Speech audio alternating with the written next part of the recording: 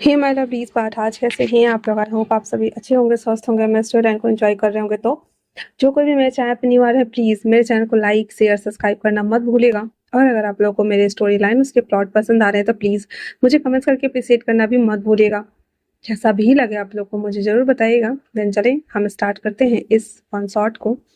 ठीक है, ये थोड़ा सा मैं बता दूँ, थोड़ा सा नोक झोंक और थोड़ा सा जेलसी टाइप्स होने वाला है, और थोड़ा सा डार्क रोमांस भी होने वाला है इसमें। बाकी एज यूजुअली वंग्स प्योर वंग्स एंड लव स्टोरी होने वाली है, तो आपको मजा आएगा। ठीक है, चलिए हम स्टार्ट करते हैं। मैरिज हॉल ब्यूरो, जहाँ पे शादियाँ हो रही थी लैन फैमिली और जियांग फैमिली के बीच में। एशिया का टॉप 10 लिस्ट में अगर हम कहें तो जियांग फैमिली नंबर 1 पे आती है, क्योंकि जियांग फैमिली के पास खुद का एक फार्मास्यूटिकल कंपनी है जो कि टॉप 10 लिस्ट में सबसे नंबर 1 पे है। वह लैंड कंपनी, वो भी कम नहीं है, वो गैस प्लांट और वाटर प्लांट्स के काम को करती है, और रियल एस्टेट वगैरह में उसका है। अलग अलग बिजनेस होने की वजह से वो टॉप 10 में शामिल तो हैं, पर नंबर 3 पर आते हैं। दूसरे नंबर पे है मो कंपनी, जो कि सेम उन्हीं की तरह बहुत ही अच्छा ग्रो कर रहे हैं ग्रोसरी के फील्ड में। ओके, पर यहाँ पे शादी हो रही है चांग फैमिली के एक बेटे का लैंड फैमिली के दूसरे बेटे के साथ में। और उसके बाद यहाँ पे सीन ऐसा क्रिएट हुआ है कि जो एक कमरा है, उस कमरे में सब अफरा तफरी मचा हुआ है। लैनी आते हुए कहती है, वांग जी प्लीज मान जाओ ना बेटा। वांग जी जो कि झल्लाते हुए कहता है, मॉम एक तो आज सुबह में मैं अब्रॉड से आया, देन मुझे शॉकिंग न्यूज़ मिलती है कि गगा शादी कर रहे हैं, देन एक और शॉकिंग न्यूज़ मिल रही है कि गगा फरार हो गए हैं। आप जानते हैं लोग क्या बातें करेंगे इसके बारे में, और गगा कोई छोटे बच्चे नहीं है कि वो यहाँ से भाग गए हैं। लैनी कहते हैं, एक्चुअली में तुम्हारे गगा ने किसी और से शादी कर ली है, दैट्स वाई मैं आह, तुम उसके शादी साथ जगह पे हनी आप समझाओ भंग जी को, मैं क्या बोलूँ। अंकल किरण और साथ में चंगोजुन आते हुए कहते हैं, वांग जी हमारी फैमिली का रेपुटेशन का सवाल है, और वैसे भी जांग फैमिली का 2 बेटा हैं और एक बेटे की शादी ऑलरेडी हो चुकी है। सबसे छोटा वाला बेटा है यहाँ पे वांग जी विंग को नहीं जानता है, और ना ही कभी उसने विंग को देखा है फिलहाल के लिए। वांग जी कहता है, पर मैंने उसे कभी नहीं देखा है और मैं उससे शादी कैसे कर लूँ। हाँ, तो इतना सुनना हुआ ही था तो कहता है, प्लीज मान जाओ ना, इतना क्यों बातें कर रहे हो, प्लीज मान जाओ वांग जी प्लीज, वरना मैं सुसाइड कर लूंगी। इतना बोलना हुआ ही था। वांग जी कहता, मॉम। लहनी कहती है, दैट्स इट, मैं कुछ नहीं जानती, तुम कर लो या वरना मैं हाथ काट लूंगी। इतना बोल वो पर्स में से एक छोटा सा चाकू निकालती है, देन हाथ पे रखी हुई थी और सबको बोल रही थी, मेरे पास बताना वरना मैं हाथ काट लूंगी। और इतना बोल करके और वो अपने हाथ पे ऐसे कट मार देती, तभी वंग जी भाग कर जाता है रुमाल डालते हुए, कहता, मॉम ये क्या पागलपन है। लहनी कहती है, मैं दोबारा कभी कर लूंगी, वरना वंग जी शादी कर लो ना प्लीज, हमारी फैमिली का रेपुटेशन का सवाल है। सीजन को आने दो घर, मैं उसे जान से मार दूंगी। तो वंग जी कहता है, ओके ओके मॉम मैं कर लूंगा शादी, खुश। और इतना बोल करके वांग जी अनमने मन से वो ब्लैक कलर का जो कोट सीचन के लिए आया हुआ था, कोट हटा करके बाकी सारे कपड़े को वो पहन लेता है, क्योंकि सीचन और वांग जी दोनों सेम ही बॉडी वाइज थे, दैट्स वाई। पहनने के बाद वो कहता है, are you happy mom, but आप मेरी शादी इस तरह से करा सकते हैं। और वांग जी सोच रहा था, रात को 1 बज रहे थे जहाँ पे फ्रांस में। लैनी कॉल करती है और कहती है कि कल तुम्हारे भाई की शादी है, तुम्हें आना होगा। वांग जी कहता है, व्हाट, वेट मॉम।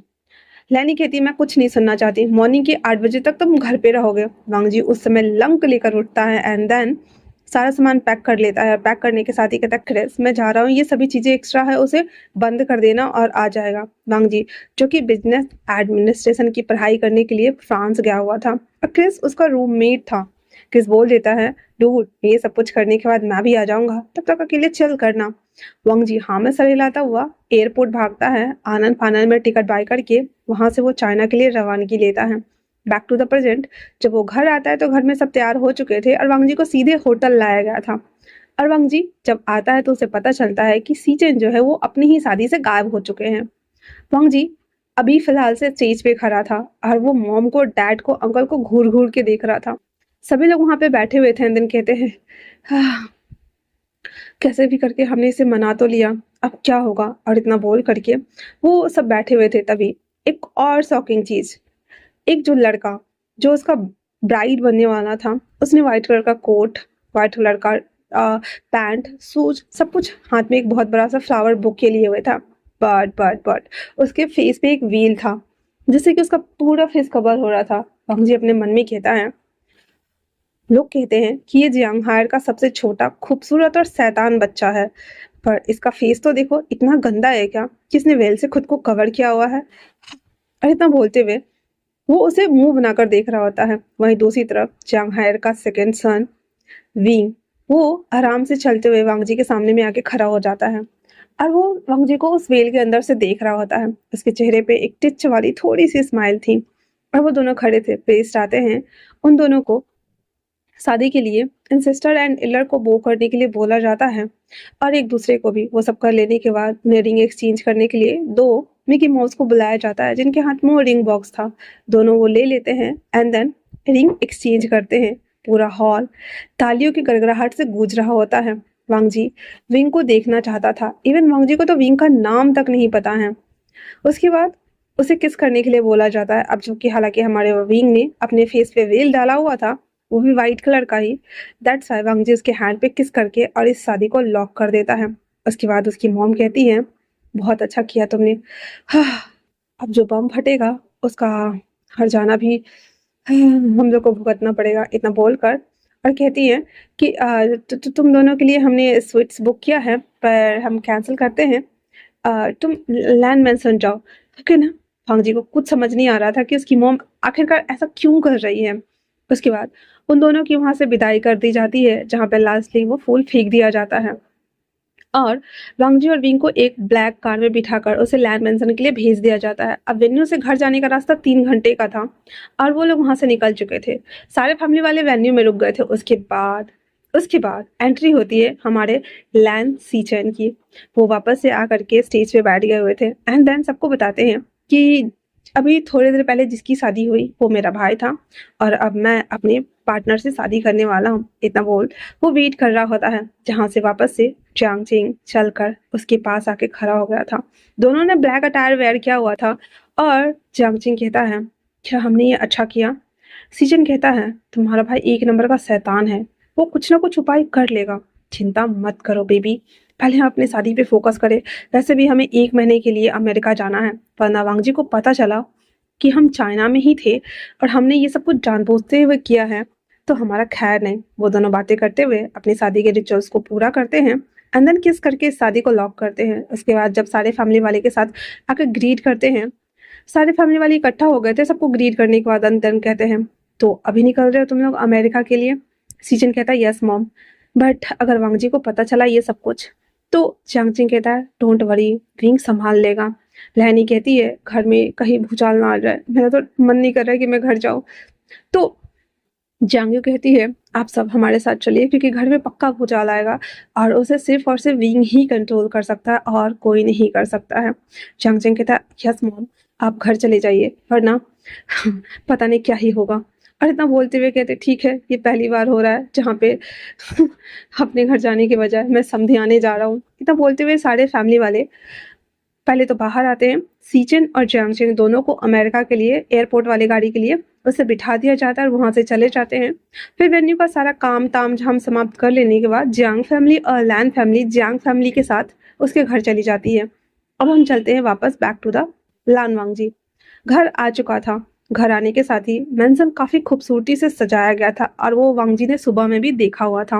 वांगजी विंग को ऐसे हाथ देता है, विंग उतर गया है, और उसके साथ धीरे धीरे उसके पीछे आ रहा होता है। वांगजी बिना कुछ बोले विंग को लेकर के सीधे अपने कमरे में आता है, जिसको देखने के बाद वांगजी का तो मुंह ही खुला का खुला रह गया था, क्योंकि वांगजी का कमरा एक पूरे वेडिंग स्टाइल में सजा दिया गया था। वांगजी कहता है, व्हाट द, ये सब क्या है मॉम, आपने तो टोटली टू मच कर दिया। इतना बोलते हुए वो उसे देखता और कहता है, एक्सक्यूज मी, पहले बात ये कि मैं हमारी शादी। वो कुछ बोल पाता उससे पहले ही सामने वाला शख्स उसके बैग से हक कर लेता है, उसके पास घूमते हुए, और कहता है, हमारी शादी हो चुकी है ना? ये वॉइस सुनता है, वांगजी की आंखें बड़ी हो गई थी, और वो उसके हाथ को छुड़ाते हुए कहता, तुम और उसकी तरफ, उसके वेल की तरफ ना अपना हाथ धीरे धीरे धीरे धीरे बढ़ाता है, जहाँ पे वो वेल जैसे खींचता है, सामने में एक ब्यूटीफुल एंजेलिक फेस था, जिसे देखते ही के साथ ही कहता है, विंग तुम? विंग कहता है, हाँ मैं। और यहाँ पे विंग हमारा थोड़ा सा साइको है, ठीक है। क्यों? मुझे नहीं होना चाहिए था। My ex boyfriend became husband, इतना सुनना हुआ था। तो कहता है, तुमने जानबूझ करके मुझसे शादी की? तुम जांग? विंग कहता है, मेरा नाम जांग विंग है। एक्चुअली मैंने जो अपना नाम बताया था, वो मेरे दूर के रिश्तेदार का बेटे का नाम था, तो मैंने उसका सरनेम यूज़ कर लिया था। एक्चुअली तुम मुझे बचपन से पसंद थे, है ना? तो विंग जब ये बोलता है तो वांगजी और विंग दोनों फ्लैशबैक देखते हैं, जहाँ पे किंडरगार्टन स्कूल में वांगजी जब पहली बार आया था तो उसने एक बच्चे को रोते हुए देखा था, और वो कोई और नहीं बल्कि हमारा क्यूट सा विंग था, जिसका फर्स्ट डे था किंडरगार्टन में। और किंडरगार्टन में बच्चे पहली टाइम जाते हैं तो रोते होते हैं ना। तो विंग ना एक पेड़ के पास जाकर के बैठ के पुट्टी वाले पोजीशन में और बैठ के रो रहा होता है। वांगजी उसके पास आता है और उससे पूछता है, क्या हुआ है तुम्हें? विंग कहता है, मुझे यहाँ नहीं रहना, मुझे घर जाना, मुझे पापा जाना, मुझे मम्मा जाना है। तो वांगजी कहता है, तुम्हारा नाम क्या है? विंग जो कि तोतला था, इसलिए उसने बोला था ध्यान बिंग, बट उसे सिर्फ विंग ही समझ में आया था और जियांग समझ में ही नहीं आया था। उसके बाद से वांगजी ने कभी उसे पूछा ही नहीं कि तुम्हारा सरनेम क्या है, वाटेवर क्या है। फिर विंग बोल देता है। तो उसके साथ वांगजी ना किंडरगार्टन में पहले 5 साल रहा था। उसके बाद विंग ना फिर किंडरगार्टन से निकलने के बाद उसकी स्कूलिंग कहीं और कर दी जाती, जैसे कि बच्चे सेपरेट हो जाते हैं ना, तो स्कूलिंग उसकी कहीं और कर दी गई थी। जब वो कॉलेज वाले जो आते हैं ना कॉलेज में, तब वहाँ पे फिर से वो वांगजी से मिल गया था। मतलब उसका मिडिल स्कूल, हाई स्कूल कहीं और से हुआ था। तो जब उसने पहली बार वांगजी को कॉलेज में देखा था, तब विंग सरप्राइज था। और जब वो वहाँ पे आया था तो उस समय वांगजी उतना ज़्यादा पॉपुलर नहीं था, वो बस पढ़ाई करता था और अपना काम करता था। पर विंग बहुत ज़्यादा ब्यूटीफुल था, दैट्स वाई वो बहुत सारे लड़कों के बीच में पॉपुलर हो गया था। विंग वांगजी के साथ दोस्ती करना चाहता था, बट दोस्ती हो नहीं पाई थी, इसलिए विंग ने थोड़ा सा तिकड़मबाजी करना स्टार्ट कर दिया। अब जो कि वांगजी को उसका नाम सिर्फ विंग पता था, दैट्स वाई विंग ने इसका फायदा उठाने के बारे में सोचता है। प्रॉम नाइट वाले के दिन जो होता है ना, फ्रेशर्स वाले लोगों के लिए बनाया जाता है, वो जब थोड़ा सा ड्रंकन हालत में था तो वांगजी के ऊपर बम्प अप हो जाता है, जहाँ पे वांगजी उसे संभालते हुए कहता है, और वांगजी गॉगल्स वेयर करता है, ओके। उसे कहता है, क्या कर रहे हो? विंग कहता है, गग्गा आप बहुत ज़्यादा खूबसूरत हो, आपको नहीं लगता कि आपके जैसे बॉय के साथ मुझे होना चाहिए? इतना बोल विंग उसे गले से लग जाता है। वांगजी जो कि अपना आत्मसंयम खो रहा था, वो विंग से कहता है, क्या क्या बोल रहे हो तुम? तो विंग कहता है, मैं अपने आप को आपके ऊपर थ्रो कर रहा हूँ, तो आपको एडवांटेज लेना चाहिए ना। ऐसा थोड़ी होता है कि एडवांटेज नहीं लेना होता है। मैं आपके साथ ये सब कुछ कर रहा हूँ तो आप मुझे पकड़ो, किस करो, एंड देन वो सब कुछ करो ना। वांग जी उसकी बात सुनने के बाद हाँ करते हुए उसे देख रहा था, एंड देन कहता है, ये सब मुझसे नहीं होगा, चलो यहाँ से। और इतना बोल करके उसे बाहर लेकर के आता है। पर विंग उसका हाथ छुड़ाते हुए कहता है, ठीक है मैं किसी और के साथ चला जाता हूँ। और विंग उसका हाथ छुड़ाने के साथ ही किसी रैंडम बॉय को पकड़ लेता है, एंड देन उसे कहता है, चलो मेरे साथ उस तरफ, मुझे हुकअप करना है। इतना सुनना हुआ ही था। विंग जो अपने गॉगल्स को ठीक करते हुए कहता है, अच्छा। और उसके बाद वो विंग को ऐसे पकड़ के ले आता है और आधे रास्ते तक वो उसको अपने पीठ पे लाद के उसको लेके आ रहा होता है, और उससे पूछता है कि तुम्हारा रूम कहाँ है, तुम कहाँ रहते हो, तुम्हारा घर कहाँ है। भला कि हमारा विंग ने अल्कोहल बिल्कुल ही नहीं लिया था। ग्लास में जो अल्कोहल था उसे अपने शर्ट पे और अपने फेस पे ऐसे ऐसे थोड़ा थोड़ा छींटा मारा हुआ था, जिससे कि लग रहा था कि हाँ भाई कितना चढ़ा लिए हो तुम। तो विंग ना उसे बता ही नहीं रहा था, डंकन होने का नाटक कर रहा था। लास्टली वांगजी को उसे अपनी डोरमेट्री लेके आना पड़ता है, जहाँ पे वो उसे लेटाता है, बट विंग वांगजी को खींच लेता है और उसके ऊपर आते हुए अपने आप को उसके ऊपर ऐसे थ्रो कर देता है, जहाँ पे वांगजी उसे कहता है, अगर तुम्हें लगता है कि मैं तुम्हारे एडवांटेज लेने वाला है तो भूल जाओ। विंग कहता है, आप क्यों नहीं ले सकते? वांगजी कहता है, ऐसा कुछ नहीं है, तुम चुपचाप से सो जाओ। और वांगजी ठहरा हमारा कठोर हृदय वाला इंसान विंग को वहाँ पे लेटा पिटा के भाग जाता है बाहर। विंग का तो पूरा मुंह ही बन गया था और कहता है, ये शख्स इतना ज़्यादा हार्ड क्यों है? इतने टाइम बाद मैं मिला हूँ उसे, क्या मैं याद नहीं हूँ? क्या वो मुझे नहीं जानता? और इतना बोलने के साथ ही वो बस बाहर की तरफ देख रहा था, जहाँ पे बाद में वांग जी आकर के उसे सोता हुआ देख करके वो सोफे पे चला जाता है सोने के लिए। अगले दिन जब विंग की नींद खुलती है, वो उठ जाता है और चला जाता है किचन में, और वो एक डम्पलिंग बनाना स्टार्ट करता है, जिसके अंदर बहुत सारा चीज़ वो फिल कर देता है और अच्छा सा सूप बनाता है। वो बनाकर जब रेडी कर ही रहा होता है, वांग जी हाफ ही करते हुए बाहर आता है तो देखता है कि नाश्ता तैयार है, जिसे देखने के बाद विंग उसे कहता है, ये मैंने बनाया है, खा लो। वांग जी उसे अच्छा लग रहा था, वैसे भी उसे बाहर की चीज़ें पसंद नहीं आती थी, पर घर आकर उसे बनाना बहुत आसकत लगता था। दैट्स वाई वो चुपचाप से खा लेता है। अब इस तरीके से वांग जी विंग से कटा कटा रहता था, दूरी बना के रखता था, पर विंग उसके साथ चीप होने की कोशिश करता, उसे गले लगने की कोशिश करता या उसके लिए फेवरेट फूड बनाकर लाता। तो वांग जी को विंग की आदत लग गई थी। इसी तरीके से 1.5 साल बीत चुके थे और वांग जी का पढ़ाई ऑलमोस्ट कंप्लीट होने वाला था, पर विंग का 1 साल का कोर्स और बचा हुआ था। जब विंग को पता चलता है कि वांग जी का स्टडी खत्म हो जाएगा तो वो फ्रांस चला जाएगा, तो विंग सोचता है कि वो लव कन्फेस कर दे। दैट्स वाई वैलेंटाइन के दिन, जो चाइनीज वैलेंटाइन डे होता है, वो एक बुके को ऐसे हाथ में लिए हुए और एक रूफटॉप पे जिसने पूरा डेकोरेशन किया हुआ था, वहाँ पे वो वांग जी को उससे ये बोल के कहते के बुलाता है मिलने के लिए कि उसका एक्सीडेंट हो गया है।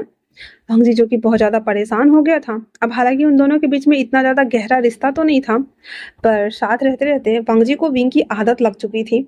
दैट्स वाई जब वो सुना था तो वो अपनी नॉन्ग विंग को देखने के लिए आ गया हुआ था, जहाँ पे विंग इतने अच्छे से सब कुछ डेकोर किया हुआ था। और विंग अब वांग जी जस्ट लाइक जो नाइट पैंट था वो हाफ टी शर्ट, उसके ऊपर से शर्ट और गॉगल्स वेयर किया हुआ था। और जब वो देखता है कि छत पूरा रीडेकोर है और सामने बंदा है, वो बहुत ही ज़्यादा हॉट टैम्पटिंग ब्लैक कलर का ड्रेस रिवीलिंग वाला पहन के हाथ में फ्लावर बुके लिए हुए हैं।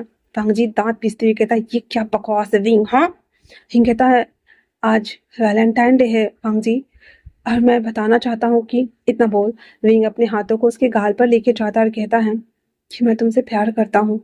मैं वही छोटा सा विंग हूँ जो किंडरगार्टन में तुमसे मिला था, याद है तुम्हें? वांग जी जो कि उसके साथ रहते हुए भी उसमें कोई ज़्यादा इंटरेस्ट ही नहीं ले रहा था, देन उसको इस समय भी उसका नाम बी बुसियन पता था, क्योंकि विंग ने अपना नाम ही गलत बताया था और उसे शॉर्ट फॉर्म में विंग बता दिया था। अब वांग जी को कभी कभी लगता था कि क्या ये वही विंग है, पर एक नाम के बहुत सारे लोग होते हैं ना, दैट्स वाई वांग जी इतना माइंड ही नहीं कर रहा था। तो वो उसे हाथ हटा देता और कहता है, देखो मैं जानता हूँ, स्टार्टिंग से मुझे पता है कि तुम मुझे लाइक करते हो, पर मैं तुम्हें झूठी होप नहीं देना चाहता हूँ। माना कि हमारे बीच में दोस्ती से ज़्यादा है, बट मैं अगले वीक फ्रांस चला जाऊँगा और मुझे बिजनेस स्टडी करने हैं, क्योंकि हमारे घर में सभी बिजनेसमैन हैं और मुझे भी यही बोला गया है। उससे पहले हम दोनों के बीच में कुछ भी नहीं हो सकता। तो विंग कहता है, और आने के बाद तो हो सकता है ना? भंग जी कहता है, I am not sure. Wing कहता, क्यों? क्या कभी भी एक पल के लिए मुझसे प्यार नहीं किया था? भंग जी कहता है, आई डोंट नो। विंग कहता है, मैं पिछले 1.5 साल से आपके साथ हूँ गगा, पर आपने इस 1.5 सालों में मुझे कभी किस तक नहीं किया। मैं आपको किस करना चाहता हूँ, क्या मैं आपको किस करूँ? वांग जी उसे देख रहा था शॉक्ड होकर के, और विंग ना अपने पैरों को उठाते हुए उसके बालों को पकड़ता है एंड देन उसके लिप्स के ऊपर अपना लिप्स रख देता है। पर वांग जी का रिएक्शन था, वो सीधे विंग को धक्का दे देता है, जिससे कि जिस टेबल पे खाना सर्व करके रखा था विंग ने वांग जी के लिए, वो खाने सहित विंग ना उसके ऊपर धक्का लगने से प्लेट से सब गिर के टूट जाता है। और वांग जी कहता है, ये क्या कर रहे हो तुम? हाँ। विंग कहता है, वाह, तो मतलब मेरा किस करना भी बेकार है? मतलब आपको ये अच्छा नहीं लगा? हम दोबारा ट्राई करते हैं ना? विंग बहुत कामली आंसर कर रहा था। वांग जी कहता, विंग तुम होश में नहीं हो। विंग कहता, नहीं, मैं होश में हूँ, एक बार और ट्राई करते हैं, अगर पसंद नहीं आया तो आप जा सकते हैं। वांग जी स्टिल वहाँ खड़ा था। विंग उसके पास आता है, फिर से उसके बालों को पीछे से हाथ लगाता है और उसे लिप्स पे अपने लिप्स को रख के उसे सक कर रहा होता है, पर वांग जी माउथ ही नहीं खोल रहा था। विंग 2 मिनट तक ऐसे करता है, पर इन 2 मिनट के दौरान विंग देखता है कि वांग जी ना ही हिल रहा है, ना ही उसके हाथ चल रहे हैं, ना ही उसके लिप्स ओपन हो रहे हैं। विंग थक जाता है और वो छोड़ देकर कहता है, आई एम सॉरी गगा, आप जा सकते हैं। इतना बोल करके वो पीछे मुड़ जाता है। वांग जी कहता है, तुमने मुझसे झूठ बोला, ऊपर से ये सब कुछ, ऊपर से तुम नाराज हो रहे हो। विंग कहता है, मैंने कहा ना, आई एम रियली सॉरी गगा, आप भूल जाइए कि हमारे बीच में ऐसा कुछ हुआ भी था। इतना बोल करके वो वहाँ से थोड़ा-सा आगे चला जाता है रेलिंग के पास। वांग जी तो पहले डर गया था और उसके पास आने की कोशिश करता है तो विंग हाथ ऐसे स्टॉप का इशारा करते हुए कहता है, "गो, यकीन मानिए मैं यहाँ से नहीं कूदूँगा, मैं इतना ज़्यादा कमज़ोर नहीं हूँ।" इतना बोलकर वो ऊपर देख रहा होता है वांग जी, जो कि कुछ सेकंड बाद वहाँ से चला जाता है। विंग पहले तो 5 मिनट खुद को शांत रखे हुए था एंड देन उसके बाद वो इतना ज़ोर से चिल्लाता है, जितना भी उसने डेकोरेशन वगैरह किया हुआ था, वो हर एक चीज़ को नोच-नाच के फेंक देता है। सारा खाना जितना कुछ भी था, वो सब कुछ उठा के फेंक देता है। सब कुछ उलट-पुलट करने के बाद वहाँ पे बैठ जाता है एंड देन कहता है, "मुझ में ऐसी क्या खराबी है कि आप मुझे पसंद नहीं कर सकते हैं? क्या मैं इतना ज़्यादा इनफ ब्यूटीफुल नहीं था कि मैं आपको अट्रैक्ट कर पाऊँ? बचपन में आपने मुझे सहारा दिया, फिर हम अलग हो गए, पर डेस्टिनी ने जब मिलाया और आपका बॉयफ्रेंड बनाया, तो आपके दिल में मैंने कैसे नहीं जगह बनाया, लांजा।" और इतना बोलते हुए विंग की आंखों में आंसू था। वो वहाँ पे ना पागलों की तरह लेटा हुआ था और फ़ोन में ना उसकी पिक्चर को देखे जा रहा था, देखे जा रहा था। अब जियांग हाउस में जियांग चेंग को ऑलरेडी पता था कि विंग किसी को पसंद करता है और आज वो प्रपोज़ करने गया है। अगर वो हो जाता है तो वो अपने पार्टनर से पूरे फैमिली में सबको मिलाएगा। रात के 2-3 बज रहे थे। जियांग चेंग को लग रहा था शायद सब कुछ अच्छा है, दैट्स व्हाई विंग घर नहीं आया है। अगले दिन विंग अभी भी वहाँ पे लेटा हुआ था, सो रहा था क्योंकि वो पूरी रात उस पिक्चर को बस निहारे जा रहा था, जो कि वांग जी के पढ़ते टाइम विंग ने क्लिक कर लिया था। और जब अगले दिन ऐसे 11 बजे तक विंग वहाँ पे सो रहा था, वो फिर उठ के बैठ जाता है और रेलिंग से लग जाता है क्योंकि धूप ज़्यादा आ रही थी और वो सभी चीज़ों को ना ऐसे उठा-उठा करके देख रहा था और बहुत ज़्यादा मायूस था। उसके पैर खाली थे और उसके पैर में भी ना 1-2 काँच चुभ गए थे, पर उसकी परवाह किए बगैर वो हर एक चीज़ को देख रहा था कि उसने हर एक सिंगल चीज़ को अपने हाथों से सजाया हुआ था। बट उसके बावजूद भी जो हमारा वांग जी था, वो सॉलिड वाला रिजेक्ट करके चला गया था। अब जियांग चेंग को ना चिंता हो रहा था, यहाँ पे जियांग चेंग ऑलरेडी अपनी कंपनी को सँभालता है, दैट्स व्हाई वो विंग को ढूँढने के लिए बोलता है। थोड़ी देर में उसका सेक्रेटरी उसे पूरा ढूँढ कर एड्रेस दे देता है, जहाँ पे जब जियांग चेंग वहाँ आता है तो देखता है कि जो सोफ़ा उल्टा हुआ है, उसके ऊपर ना हमारा विंग ना बैठा हुआ है, उसके हाथ में ड्रिंक का ग्लास है और जब सभी चीज़ों को देखता है, उसके साथ हान भी आया हुआ था और वो कहता है, "सर, ये क्या है?" जियांग चेंग जब उसके पास भाग कर आता है तो देखता है कि विंग के पैर से ना खून रिस रहा था और वो फिर भी ड्रिंक कर रहा था। उसके हाथ से ड्रिंक फेंकते हुए कहता है, "ये सब क्या है विंग?" विंग कहता है, "मैं मरना चाहता हूँ।" जियांग चेंग शॉक्ड होते हुए कहता है, "पर तुम ऐसे नहीं हो विंग।" विंग कहता है, "हाँ, कल रात को मुझे लगा था कि मैं नहीं मरूँगा, पर फ़िलहाल से मुझे दर्द हो रहा है। उसका क्या करूँ? कोई चाकू है क्या? मैं उसे ख़त्म करना चाहता हूँ। वो कोई तार तो होगा ना, जहाँ से मेरा कनेक्शन उसके साथ जुड़ रहा है? मैं उस कनेक्शन को काटना चाहता हूँ। मैं उसे भूल जाना चाहता हूँ।" जियांग चेंग उसे पागलों वाली बातें करते हुए देखकर कहता है, "हिंग, क्या हुआ है तुम्हें? तुम ऐसी बातें क्यों कर रहे हो?" हिंग जैसे ही खड़ा होता है, वो थोड़ा-सा ड्रिंक कर चुका था, दैट्स व्हाई कहता है, "उसने मुझे रिजेक्ट कर दिया। इट्स काइंड ऑफ फन ना। मैंने उसे किस करने की कोशिश की, पर वो मुझे धक्का देके चला गया। क्या मैं इतना बदसूरत हूँ? मैं अपने चेहरे को बिगाड़ दूँगा तो, जब मेरी खूबसूरती उसके किसी काम नहीं आई।" इतना बोल वो एक काँच उठाकर जैसे गाल पे मारने वाला होता है, जियांग चेंग उसका हाथ पकड़ते हुए कहता है, "नो स्टॉप, ऐसा नहीं करते पापा।" हिंग कहता है, "फिर वो मेरी खूबसूरती से क्यों नहीं पिघला?" जियांग चेंग कहता है, "पहले हॉस्पिटल चलो।" इतना बोल उसे गोद में उठाकर ले आता है नीचे, जहाँ पे विंग ना उसके गोद में बेबी की तरह लग रहा था। हॉस्पिटल लाकर एडमिट कर देता है, जहाँ पे बेहोश करके उसे सबका इलाज करा जाता है क्योंकि विंग रात में ठीक से सोया नहीं था और अभी हरकतें वैसी कर रहा था पागलों वाली। उसके पैरों में बैंडेज वगैरह लगा करके उसे 8 घंटे के लिए सोने के लिए छोड़ दिया जाता है। अगले दिन मॉर्निंग के टाइम में होल जियांग फैमिली उसके पास बैठी हुई थी, जहाँ पे विंग अपनी आईज ओपन करता है और सब फैमिली को देखते हुए कहता है, "गुड मॉर्निंग।" तो जियांग चेंग कहता है, "क्या हुआ है तुम्हें विंग?" विंग कहता है, "कुछ भी नहीं, हम हम घर चलते हैं क्योंकि मुझे कॉलेज जाना है एंड मुझे अपने फ्यूचर के बारे में सोचना है।" इतना सुनना हुआ ही था तो जियांग चेंग कहता है, "पर तुम बीमार हो?" विंग कहता है, "क्यों? मुझे क्या हुआ है जो मैं बीमार हूँ?" जियांग चेंग शॉक्ड होते हुए कहता, "विंग, तो तुम 2 दिन पहले किसी को प्रपोज़ करने गए थे ना?" विंग कहता है, "आई नो कि मैं उसे प्रपोज़ करने गया था, तो उसका मेरे पर्सनल लाइफ़ से क्या लेना-देना है?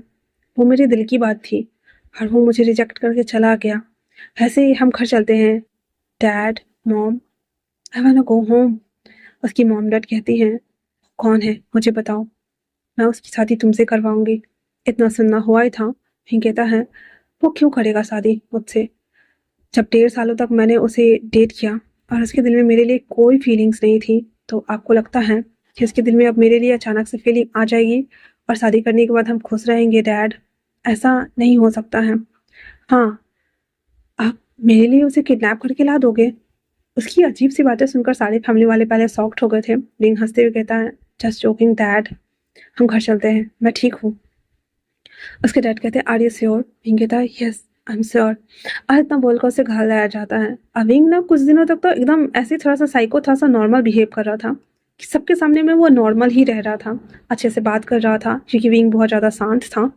चुलबुला नहीं है वो, पर वो ऐसे ही बात करता था सबसे, सब कुछ अच्छा चल रहा था। विंग कॉलेज वगैरह भी जाता था, पर विंग ने धीरे धीरे करके सोशल होना बंद कर दिया, अपने कमरे में लोगों को आना बंद कर दिया। उस कमरे में वो किसी को आने नहीं देता था। ऐसे करते करते 1 साल और बीत जाते हैं और विंग अब अधिकतर समय कमरे में रहने लगा था। उसकी मॉम को ना चिंता होती थी, क्योंकि नीचे आने के बाद विंग सबसे अच्छे से बात करता था, जैसे वो बात करता था वैसे ही बात करता था। बट वो जब कमरे में जाता तो वो बाहर आता ही नहीं। कभी वो पियानो बजाता, कभी वो वालियन बजाता। चंग चिंग कहता है, मॉम क्या हम उसके कमरे को चेक करें? उसकी मॉम कहती है, किसी सर्वेंट को भी नहीं जाने देता है, कहीं वो बुरा मान गया तो। चंग चिंग कहता है, मैं उसे ऐसे हालत में नहीं देख सकता, कुछ तो बात है जो उसे अंदर से परेशान कर रही है। इतना बोल विंग, जो कि कॉलेज ट्रिप के लिए चला गया हुआ था, वो उसके कमरे में ऐसे स्पेयर की लेकर ओपन करके जब अंदर जाते हैं, सारे फैमिली वाले शॉक। कमरे के हर एक कॉर्नर में ऐसा कोई कॉर्नर नहीं बचा था जहाँ पे विंग ने फंगजी का कटआउट नहीं डाला हुआ था। हर पिक्चर को कट करके चिपका करके डाला हुआ था। मतलब पूरे कमरे में सिर्फ और सिर्फ लैन वांगजी की पिक्चर्स थी। और वहाँ पे एक तरफ पियानो था, पियानो के ऊपर उसका बड़ा सा पिक्चर रखा हुआ था फ्रेम वाला, और उसी के बगल में वॉलियन भी खड़ा था। जिसे देखने के बाद जंगचिंग कहता है, ओ गॉड, ये सब क्या है मॉम? तो मॉम कहती है, ये सब क्या है वो छोड़ो, ये कौन है? तो जंगचिंग कहता है, मैं इसके बारे में पता करता हूँ। इतना बोल वो अपने बॉयफ्रेंड को जब ये पिक्चर्स भेजता है तो सीचन ऐसे हंसते हुए मजाक में कहता है, तुम पागल हो, तुम मेरे भाई के पिक्चर मुझे क्यों भेज रहे हो? चांगचिंग कहता है, सिट, ये तुम्हारा भाई है? तो कहता हाँ। तो कहता, तुम क्या 2 मिनट के लिए मेरे घर आ सकते हो? पहले तो सीचन डर गया था, देन कहता ठीक है मैं आता हूँ। बट जब वो घर आकर के विंग के कमरे की हालत देखता है तो कहता है, ये सब क्या है? चांगचिंग बता देता है कि विंग का ना किसी के ऊपर लिटिल क्रश था और वो उसके साथ डेट कर रहा था। तब मुझे नहीं पता था कि वो तुम्हारा भाई है, एंड देन बाद में पता चला कि वो उसे छोड़कर उसे रिजेक्ट करके चला गया। तो इतना सुनना हुआ ही था। तो सीचन कहता है, ओके, तो अब हम क्या करें? तो जमचिंग कहता है, वैसे ये कहना सेल्फिश है, पर क्या तुम्हारा भाई मेरे भाई से शादी करेगा? सीचन कहता है, उसकी लाइफ के फैसले हम कैसे ले सकते हैं? जमचिंग कहता है, क्या मेरे भाई के लिए इतना नहीं कर सकते? वो किसी से बात नहीं करता, वो पूरे टाइम कमरे में लॉक रहता है। वो वो किस फॉरगेट इट, छोड़ो भी। और इतना बोल करके वो बाहर आ जाता है, जहाँ पे सीजन को भी अपनी लाइफ थोड़ी सी खतरे में मालूम पड़ रही थी। देन वो कह देता है, हम मॉम डैड से बात करेंगे। उसके बाद वो मामला तो रफा दफा हो जाता है। विंग जब कॉलेज से आ गया हुआ था, देन उसकी मॉम ऐसे खाने के टेबल पे बैठे हुए कहती हैं, एक्चुअली में हम चाहते हैं कि तुम दोनों भाई एक ही साथ शादी कर लो। जिसके बाद विंग का चम्मच उसके सूप में गिर जाता है और कहता है, मॉम मैं नहीं जानता कि आप मेरे लिए किसे चूज करके लाए हैं और किसे नहीं, पर मैं शादी नहीं करने वाला। मैं उसका फ्रांस से आने का वेट करूँगा, उससे एक बार और पूछूंगा कि वो मुझसे शादी करेगा या नहीं। और अगर उसने तब रिजेक्ट कर दिया तो मैं पूरी लाइफ शादी नहीं करने वाला हूँ। इतना सुनना हुआ ही था तो सारे फैमिली वाले शॉक्ड हो गए थे। देन कहते हैं, क्या तुम मुझे बता सकते हो कि वो कौन है? विंग कह देता है, हाँ, वो गगो के बॉयफ्रेंड के भाई हैं। जियांगचिंग कहता है, हाँ, तो तुम्हें पहले से पता था? तो कहता है, पहले मुझे नहीं पता था, बट जैसे जैसे आप लोगों का बात हुआ, पता चला, तो मैंने भी थोड़ा बहुत सर्च किया था। धन मुझे पता चला कि वो सीचन गगा के भाई हैं। तो जियांगचिंग कहता है, तो हम उनकी फैमिली से बात कर सकते हैं? पिंग कहता है, पहले मैं जानना चाहता हूँ कि वो मुझे पसंद करते हैं या नहीं। जियांगचिंग कहता है, और अगर उसने तुम्हें रिजेक्ट कर दिया तो? पिंग इतना तेज गुस्से में था कि वो सूबा लवाल सीधे फेंक देता है, और बिना किसी को देखे कहता है, वो मुझे रिजेक्ट नहीं कर सकते मॉम, है ना? इतना कोल्ड आंसर करते हुए चुपचाप अपने कमरे में चला जाता है। सारे घर वाले डर गए थे और जब वो रूम में आता है तो वो सारी चीज़ों को देखते हुए कहता है, ये ये मेरे प्यार की निशानी है और ऐसा हो ही नहीं सकता कि मैं इसे जाने दूँ। और इतना बोलने के साथ ही रिंग उस पिक्चर्स को छूते हुए बैठ जाता है और अपने आप को अपने पैंट्स के अंदर हाथ डालता है और कहता है, काका आप बहुत ज़्यादा बदमाश हैं। आपने मेरी लाइफ जीना हराम कर रखा है। मैं रोज़ आपको देखते हुए खुद को इमेजिन करता हूँ आपके नीचे होने का, खुद को सैटिस्फाइड कराने का। मेरी भी उम्र हो चुकी है। मैं भी चाहता हूँ कि आप मुझसे बेइंतहा मोहब्बत करें। इतना बोलते हुए विंग के हाथ ना नीचे चल रहे थे बहुत ही ज़्यादा फास्ट फॉरवर्ड और वो अपने आप को सैटिस्फाइड करने में लगा हुआ था। पर वांग जी के पिक्चर्स को बहुत ही गंदे तरीके से स्निप कर रहा था, उसे किस कर रहा था और बार-बार बोले जा रहा था, यस कम ऑन काका, आप बहुत अच्छा कर रहे हो और मैं हमेशा ये चाहता हूँ, बट आप कब आओगे? प्लीज़ आ जाओ मेरे लिए, क्योंकि मैं और खुद को रोक नहीं सकता।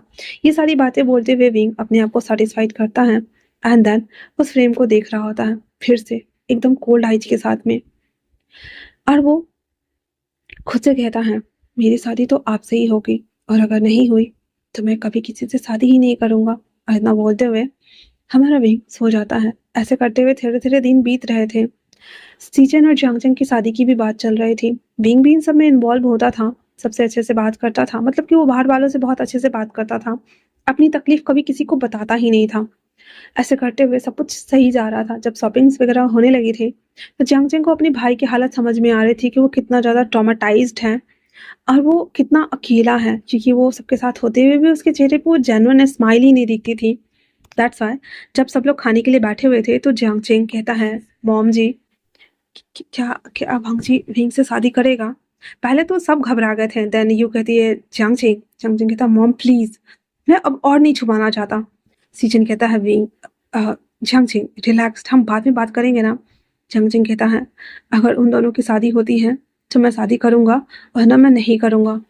लैनी कहती है, पहले बात क्या है ये तो बताओ। फिर वो बता देता है और विंग भी वहां बैठा हुआ था। लैनी कहती है, बाबा क्या आप वांगजी को पसंद करते हैं?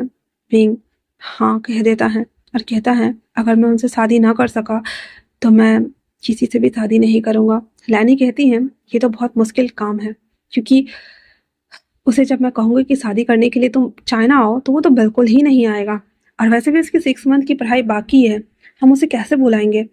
तो विंग कहता है, मेरे पास एक आइडिया है, क्यों ना आप ये कहें कि गगा यहाँ से भाग गए हैं क्योंकि उनकी शादी किसी और से तय कर दी गई थी। क्या उन्हें पता है कि उनकी शादी किससे हो रही है? रैनी कहती है, डार्लिंग। उसका हस्बैंड कहता है, नहीं उसे कुछ नहीं पता है। हिंग कहता है, ये तो अच्छा है ना, फिर जब हमारी शादी हो जाएगी तो फिर इन दोनों की शादी करा के इन्हें अमेरिका भेज दीजिएगा 1 मंथ के लिए, तब तक मैं सब कुछ हैंडल कर लूँगा। सारे फैमिली वाले तो पहले सख्ते में ही चले गए थे। विंग इतना शांति से सब कुछ आराम से बोल गया था, बट फिर भी वो सब लोग हाँ कर देते हैं। सारी शॉपिंग्स तो हो ही चुकी थी, सब कुछ हो ही चुका था। वांगजी के लिए सीचन ने कोट ले लिया हुआ था जो कि उसने शादी में पहना हुआ था और विंग भी अपने लिए एक वाइट सा कोट जांगचेंग के साथ जाके ले लिया हुआ था। वो उस दिन भी खुश नहीं था। जांगचेंग अपने भाई के ऊपर इतने सारे कोट डालते हुए उसे कह रहा था, क्या ये अच्छा है, क्या ये अच्छा है? विंग कहता है, काका आप कुछ भी ले लो ना, पर जिस दिन मेरी शादी हो जाएगी ना, मैं उस दिन सच में खुश हो जाऊंगा, बट अगर नहीं हुआ तो? जांगचेंग कहता है, सब बोलो ऐसा कुछ नहीं हुआ, ठीक है ना? कुछ भी करना पड़े मुझे, पर मैं तुम्हारी शादी उसे करा के रहूंगा और और और उसी से होगी, ओके ना? इतना बोल जियांगचिंग अपने भाई के लिए कुछ ज़्यादा ही ऑब्सेसिव और पॉजिटिव था। दैट्स वाई वो ऐसी बातें कर रहा था। Back to the present, Wing ये सारी बातें सोचते हुए उसे देख रहा होता है और वांगजी का भी यहाँ पे फ्लैशबैक एंड हो गया है, ठीक है? वांगजी कहता है, तो तुमने ये सब कुछ जानबूझकर किया? विंग कहता है, जानबूझकर किसने किया है? आप वो थे जिसने मुझे रिजेक्ट करके चले गए। आपको नहीं लगता कि आपको मुझे रिजेक्ट नहीं करना चाहिए था? बोलिए, आपको मेरे लिए वेट करना चाहिए था ना, बट आपने क्या किया? आपने मेरे लिए वेट नहीं किया और आप मुझे बिना बताए वहां से चले गए। क्यों चले गए? क्या किया था मैंने? मैंने तो बस आपसे प्यार ही किया था ना। हाँ, बोलो। क्या क्या किसी को चाहना, प्यार करना क्या गुनाह है? बोलो ना। आप अभी भी नहीं मानेंगे? वांग जी उसे थोड़ा सा दूर कर देता और कहता है, मैं इस शादी को नहीं मानता। विंग कहता है क्यों, क्यों नहीं मानते? मैं आपको पसंद करता हूँ, मैं आपसे शादी करना चाहता था। मैंने आपको प्रपोज भी किया था, मैंने हर वो संभव कोशिश की। क्या मेरा खूबसूरत होना काफी नहीं है आपके लिए? वांग जी विंग को देख रहा था और कहता है बात ये नहीं है। विंग कहता है तो क्या बात है? वांग जी कहता है मैं इन सभी चीजों के लिए रेडी नहीं हूँ। विंग कहता है तो अब हो जाओ ना, अब तो हमारी शादी हो गई ना। वांग जी कहता है ऐसा कुछ नहीं होता है। मुझे मुझे मैंने तुम्हें कभी भी उस पॉइंट ऑफ व्यू से नहीं देखा है विंग। हाँ मैं मानता हूँ कि मुझे तुम्हारा साथ रहना, तुम जब मेरे पास आए थे तो दोस्ती करना ठीक था वो सब, पर इस पॉइंट ऑफ व्यू से मैंने कभी नहीं सोचा। विंग कहता है वाओ, आप मेरे साथ वो सभी थिंग्स करेंगे जो एक हस्बैंड अपने वाइफ के साथ करता है, आपको अच्छा लगेगा वांग जी। चलो हम बेड पे चलते हैं। अरिता बोलकर उसका हाथ खींच के ला रहा होता है। वांग जी कहता विंग तुम्हें समझ में नहीं आ रहा है जो मैं कह रहा हूँ? विंग कहता है इसमें समझना क्या है, कपड़े उतारिए, हम चलिए बेड पे चलते हैं। वांग जी कहता है तुम सच में पागल हो गए हो, मैंने कहा कि मुझे ये सब कुछ नहीं करना। विंग कहता क्यों नहीं करना है आपको? हाँ क्यों नहीं करना है? इतना बोलकर विंग ना उस ऐसे जो लैंप होता है उसे लेकर फेंक देता है और कहता है आप हर बार रिजेक्ट क्यों करते हैं हर चीज को लेकर के? मैं आपसे प्यार करता हूँ, आपके लिए मैं सब कुछ करना चाहता हूँ, आपकी फैमिली का ख्याल रखना चाहता हूँ, आपके साथ बेड पे सोना चाहता हूँ, पर आप है कि मुझे छू तक नहीं रहे हैं, क्यों, क्या प्रॉब्लम है? हाँ वांग जी कहता है विंग देखो मेरी बात सुनो। विंग कहता है आपकी लाइफ में कोई और है? हाँ कोई और है क्या? वांग जी कहता है नहीं ऐसा कुछ नहीं है विंग। विंग कहता है फिर प्रॉब्लम क्या है? आज नहीं तो कल आप शादी करते ना, किसी ना किसी से तो करते ना। हमारी हो गई है, चलिए हम वेडिंग नाइट मनाते हैं। इतना बोल विंग फिर से उसे खींच कर ले आता है और उसके गोद में बैठने की कोशिश करता है। उसके ऐसे शोल्डर को ग्रैब करते हुए किस करने की कोशिश करता है तो विंग फिर से उसे धक्का दे देता है, जिससे विंग नीचे गिरा हुआ था। और वांग जी चिल्लाते हुए कहता विंग कुछ करने के लिए कुछ एहसास होना जरूरी है, मेरे दिल में ऐसा कोई एहसास नहीं है कि मैं ये करने दूं। I am sorry. और इतना बोलते हुए वांग जी वहां से बाहर चला जाता है। विंग जो कि फिर से एकदम बौखला गया था एंड देन वो बेड शीट उठा के फेंक देता है। सोफा वोफा को जितना भी था वो लात वात मार देता है, ग्लास टेबल तोड़ देता है, लैंप तोड़ देता है, साला ब्रास तोड़ देता है, सब कुछ तोड़ ताड़ के फेंक देता है। वॉशरूम में जाकर सब कुछ फेंक फाक देता है, अपने कपड़ों को खोल खाल के बाथ टब में बैठ जाता है आराम से। और उसके बाद वहीं पे लेटा हुआ था और थोड़ी देर बाद वो पानी में ही घुस जाता है। विंग उस पानी में जाकर के अपने आप को मारने की कोशिश कर रहा होता है और वो उस पानी के अंदर बस ऐसे ही था। वांग जी जो कि बाहर तो चला आया हुआ था, लेकिन जैसे उसने क्रैकिंग वगैरह के साउंड सुने उसे लगा कि थोड़ी देर में सब कुछ शांत हो जाएगा, इसलिए वो ध्यान नहीं देता है। और पूरे घर में ना ऐसे चक्कर काट रहा था। वो पूरा मैंसन ही खाली था, उस घर में कोई नहीं था। दैट्स वाई वो वो आराम से वहां पे बैठा हुआ था। पर थोड़ी देर बाद जब सारी वॉइस बंद हो जाती है तो वहां से वो ऊपर वापस आता है तो देखता है कि पूरे कमरे की हालत विंग ने बिगाड़ दी हुई है। वो पूरे कमरे में विंग को ढूंढता है तो कहीं नहीं था, इसलिए वो वॉशरूम में आता है तो वॉशरूम में भी कहीं नहीं था। वो सोचता है ये कहाँ चला गया। फिर अचानक से जैसे वो पलटता है, पानी में से बुलबुल की आवाज आती है। वो मुड़ता है तो देखता है कि विंग पानी के अंदर खुद को डाले हुए हैं। हाँ जी कहता सेट, ये क्या किया इसने? विंग विंग विंग अब विंग पूरा नेकेड था। वांग जी उसे गोद में लेकर नीचे फर्श पे लेटाता है एंड देन उसे ऐसे पंप करता है। पर पानी पी चुकने के बाद विंग जो कि बेहोश हो चुका था वो होश में आ ही नहीं रहा था। वांग जी उसे इस चेस्ट पे बहुत मारता है एंड देन विंग खांसी करना स्टार्ट कर देता है। वांग जी एक टॉवल उसके ऊपर फेंकते हुए कहता है तुम अपने आपको जान से मारना चाहते हो? विंग कहता है नहीं, मैं तो बस चेक कर रहा था आप मुझे बचाने आओगे या नहीं। विंग की बात सुनने के बाद वांग जी कहता है क्या तुम पागल हो? विंग उठ जाता है, टॉवल रैप करते हुए कहता है "हम्म, मतलब साफ है कि चांस है। और इतना बोलकर वो बात गाउन पहनता है। अब बेड तो पूरा खराब किया ही था। वो बेड पर जाकर दूसरी साइड सो जाता है क्योंकि उसे पता है कि वांग जी उसके साथ कुछ नहीं करेगा। और आंखें बंद करने के बाद विंग की आंखों से आंसू आ रहे थे। वांग जी जब देखता है कि वो आराम से आकर सो गया है, वो आते हुए कहता है हे हमें बात करनी चाहिए। विंग कहता है हमें कोई बात नहीं करनी, हमें सोना चाहिए। इतना बोलकर उसे खींचता है बेड पे, कहता है सो जाइए अपने साइड में। वांग जी को तो समझ नहीं आया है कि थोड़ी देर पहले ये आर्ग्यू कर रहा था कुछ और करने के लिए, और अभी जब बात करने के बारे में बारी आई तो ये इस तरह से कैसे सो सकता है। वांग जी फिलहाल के लिए वो भी सो जाता है और उनका वेडिंग नाइट नहीं होता है। अगले दिन सुबह वांग जी की जब नींद खुलती है, कमरे की हालत जस की तस थी और वो उठते हुए कहता है, क्या मैंने कोई एक लिटिल मॉन्स्टर से शादी कर ली है? ये सोचते हुए वांग जी देखता है तो विंग वहां नहीं था। फिर वांग जी उठकर फ्रेश होने के लिए चला जाता है। विंग को ढूंढने के लिए वो नीचे आता है, जहाँ पे जो हमारा विंग था वो आराम से सबके लिए नाश्ता वगैरह बनाया हुए था। वांग जी जब नीचे आता है तो विंग उसे देखते हुए कहता है, तो आप रेडी हो गए? आपको ऑफिस नहीं जाना है क्या? तो वांग जी कहता है, नहीं, मैं 2-3 दिन बाद चला जाऊंगा। विंग कहता है, कोई बात नहीं, वैसे मुझे जाना है। ये नाश्ता मैंने आपके लिए बनाया है, आप खाएंगे क्या? विंग की बात सुनने के बाद वांग जी उसे एकदम कंफ्यूज होते हुए देखता है, देन कहता है, ये नाश्ता तुमने मेरे लिए बनाया? वो कहता है, फिर तभी सुबह में सारे लोग आ गए हुए थे, जिसे देखने के बाद विंग एक वार्म वेलकम के साथ में सबका वेलकम करते हुए कहता है, मॉम, डैड, अंकल, मैंने सबके लिए नाश्ता बनाया है, तो आप सब आइए, हम ज्वाइन करते हैं, ओके ना? अब सबके पास कोई ऑप्शन था नहीं, इसलिए वो सब लोग बैठ जाते हैं और विंग हैप्पी था, मतलब बहुत ज़्यादा खुश था। दैट्स वाई सबको लग रहा था कि वांग जी और विंग के बीच में सब कुछ अच्छा है। उसके बाद सब लोग नाश्ता करते हैं। वांग जी ही थोड़ा सा पूछा पूछा था, बट सब कुछ ओके ओके था और विंग अच्छे से सबसे बात भी कर रहा था। दैट्स वाई तो सबको नाश्ता वास्ता कर लेने के बाद विंग ऊपर आता है और ऊपर आने के साथ ही वो अच्छे से वापस से एक ब्लैक कलर का नॉर्मल जो पैंट होता है वो पहनता है। उसके ऊपर से बहुत ही स्टाइलिश सेक्सी हॉट वाला शर्ट वेयर करता है, जिससे आगे से पूरा क्लीवेज दिख रहा था, ठीक है। और अच्छे से मेकअप वगैरह अप्लाई करने के बाद वो जब नीचे आता है, वांग जी जो कि अपने फैमिली वाले से बात कर रहा था, विंग ने अपने हाथ में एक फ़ोन लिया हुआ था और आते ही वो कहता है, मॉम, डैड, मैं ऑफिस के लिए जा रहा हूँ। वांग जी बस उसे देखता ही रह गया था, क्योंकि विंग पहले से और भी ज़्यादा खूबसूरत लग रहा था। विंग जब नीचे नाश्ता बनाने आया था तब वो रेडी नहीं हुआ था, मतलब उसने मेकअप वगैरह अप्लाई नहीं किया था, नॉर्मली वो नहा वहा करके थोड़ा सा और उसके बाद वो नीचे चला आया था। बट अभी वो एकदम चेंज भी गया था कपड़ा और कतई जहर लग रहा था। वो वहां से सबको ग्रीट करता हुआ चला जाता है और जो हमारा विंग था वो वांग जी को गुड मॉर्निंग तक नहीं बोलता है। वांग जी को थोड़ा आश्चर्य हो रहा था। उसकी मॉम कहती है, हे, वो जा रहा है, तुम उसे बाहर तक छोड़ने नहीं जाओगे? वांग जी कहता है, नो मॉम, एक्चुअली में मुझे वापस फ्रांस जाना है। उसकी मॉम कहती है, तुम कहीं नहीं जा रहे हो, ठीक है, तुम फाइनल एग्जाम देने के लिए जाओगे एंड देन वापस से तुम कंपनी ज्वाइन करने वाला है, बस बहुत हो गया, हनी इसे कुछ कहिए।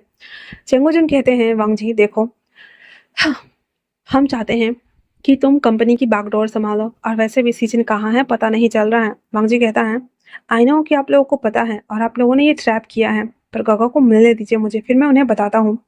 तो उनके डैड कहते हैं, मुझे सच में नहीं पता था कि सीजन ऐसा कुछ करने वाला है और वो अपने फ़ोन को ऑफ करके रखा हुआ है, जिससे हमें लोकेशन ट्रेस करने में प्रॉब्लम आ रही है। वांग जी अंकल से कहता है, अंकल, आपका क्या कहना है? अंकल जो कि वांग जी को बहुत ज़्यादा मानते थे, दैट्स व्हाई कहता है, अभी तुम्हारी शादी भी हो गई है और मैं चाहता हूँ। वांग जी कहता है, अंकल प्लीज़। तो उसके अंकल कहते हैं, एक शर्त पे, मैं चाहता हूँ कि तुम जाना चाहते हो तो वापस चले जाओ, पर तुम कभी भी विंग से डिवोर्स नहीं ले सकते हो। तुम इस शादी के लिए रेडी थे या नहीं हो मुझे नहीं पता, बट तुम्हें उसके साथ ही इस शादी को पूरी लाइफ निभानी पड़ेगी। वांग जी कहता है, कोई और ऑप्शन नहीं है? अंकल कहते हैं, नहीं है, और अगर तुम ऐसा करते हो तो फिर हम तुम्हें जाने दे सकते हैं। वांग जी कह देता है, ओके। तो अंकल कहते हैं, हम यकीन कैसे कर लें? फिर जो हमारा अंकल था वो खाली पेपर मंगवाता और कहता है, इस पर स्टैंप लगाओ और नाम पे साइन करो। वांग जी सेम वो सब कुछ प्रोसीजर कर लेने के बाद वो वहां से वापस फ्रांस के लिए चला गया हुआ था। 6 महीने की पढ़ाई बाकी थी। विंग, जिसको पता ही नहीं है कि वांग जी चला गया है और उसने एक बार भी उसे मैसेज तक नहीं करा हुआ था। शाम के टाइम पे जब विंग वापस घर आता है तो देखता है कि सब लोग हैं घर में और वांग जी नहीं था। तो आते कहता, मॉम, वांग जी कहीं गया है क्या? तो उसकी मॉम कहती है, एक्चुअली में आई एम सॉरी बेटा। तो विंग कहता है, व्हाट सॉरी मॉम? तो कहता है, एक्चुअली में वांग जी फ्रांस चला गया। विंग तो अपने हाथ की मुट्ठी बांध लेता है कस के और कहता है, ओके मॉम, तो वो चला गया है, ठीक है, आपने उसे जाने दिया? तो उसकी मॉम कहती है, एक्चुअली में उसने मुझसे प्रॉमिस किया है कि वो पूरी लाइफ तुम्हारे साथ रहेगा। उसे 6 महीने की पढ़ाई कंप्लीट करने दे जाए ताकि वो अपना डिग्री लेकर वापस आ सके। विंग कहता है, 6 मंथ और, ओके, कोई बात नहीं मॉम, तब तक हम ये सारी चीज़ें अच्छे से हैंडल कर लेंगे, है ना? वैसे भी हस्बैंड की प्रोग्रेस हो तो अच्छा होता है ना मॉम? उसकी मॉम कहती, तुम बहुत समझदार हो। विंग कहता है, यस मॉम। और इतना बोलते हुए वो अपने कमरे की तरफ जा रहा था, जहाँ पे विंग की आंखों में ना खून का आंसू उतरा हुआ था। और वो कहता है, इनको दिमाग ठिकाने लगाने पड़ेंगे, बिना मुझसे पूछे ये कैसे जाने दे सकते हैं मेरे हस्बैंड को? और इतना बोलते हुए वांग जी के कमरे में विंग आ जाता है। सारे कमरा जो कि पूरा सर्वेंट्स ने ठीक कर दिया हुआ था, और वो वहाँ पे बैठते हुए कहता है, आज इस कमरे में मैं आया हूँ, कल उसके दिल में मैं रहूँगा और सिर्फ मैं ही रहने वाला हूँ। My ex boyfriend become a husband. और इतना बोलने के साथ ही विंग एक ईविल से आइज के साथ में सभी चीज़ों को देख रहा होता है। खाने के टाइम पे विंग नीचे से ऐसे आकर के बैठा हुआ था, जहाँ पे वो बार-बार ना लैनी को घूर कर देख रहा था। उसकी मॉम ना उसे देख रही होती है, देन कहती है, बेटा आपको कुछ चाहिए क्या? विंग उसे कहता है, नहीं मॉम, कुछ भी नहीं चाहिए, बस मेरा हो गया, मैं जा रहा हूँ।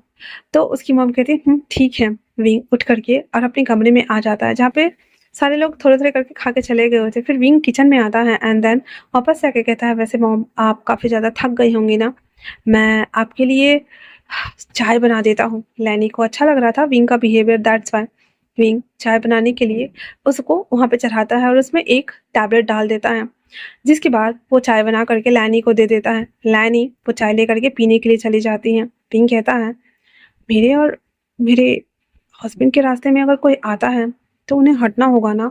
हुँ? आपको नहीं लगता कि आपको सबक मिलना चाहिए? और इतना बोल करके और वो इविल स्माइल कर रहा होता है। अब जो कि लैनी ने जो चाय पिया हुआ था, उसमें ना जुलाब की गोलियाँ डाली गई थी, जिसके खाने के बाद वो वॉशरूम दौड़ने वाली थी और इसके बाद उसे भयंकर बुखार आने वाला था। और विंग इमेजिन कर रहा था कि वो वॉशरूम से बाहर निकलते वक़्त उसका सर्वर फूट जाए। मतलब इतने खतरनाक वाला रिएक्शन था उसका। और उसके बाद विंग किचन का जो भी बचा हुआ काम था, वो सर्वेंट्स को ऑर्डर देते हुए अपने कमरे में आ जाता है। इधर जो हमारी लैनी थी, उसका पेट बहुत ज़्यादा खराब हो चुका था और वो बार-बार बाथरूम जा रहे थे।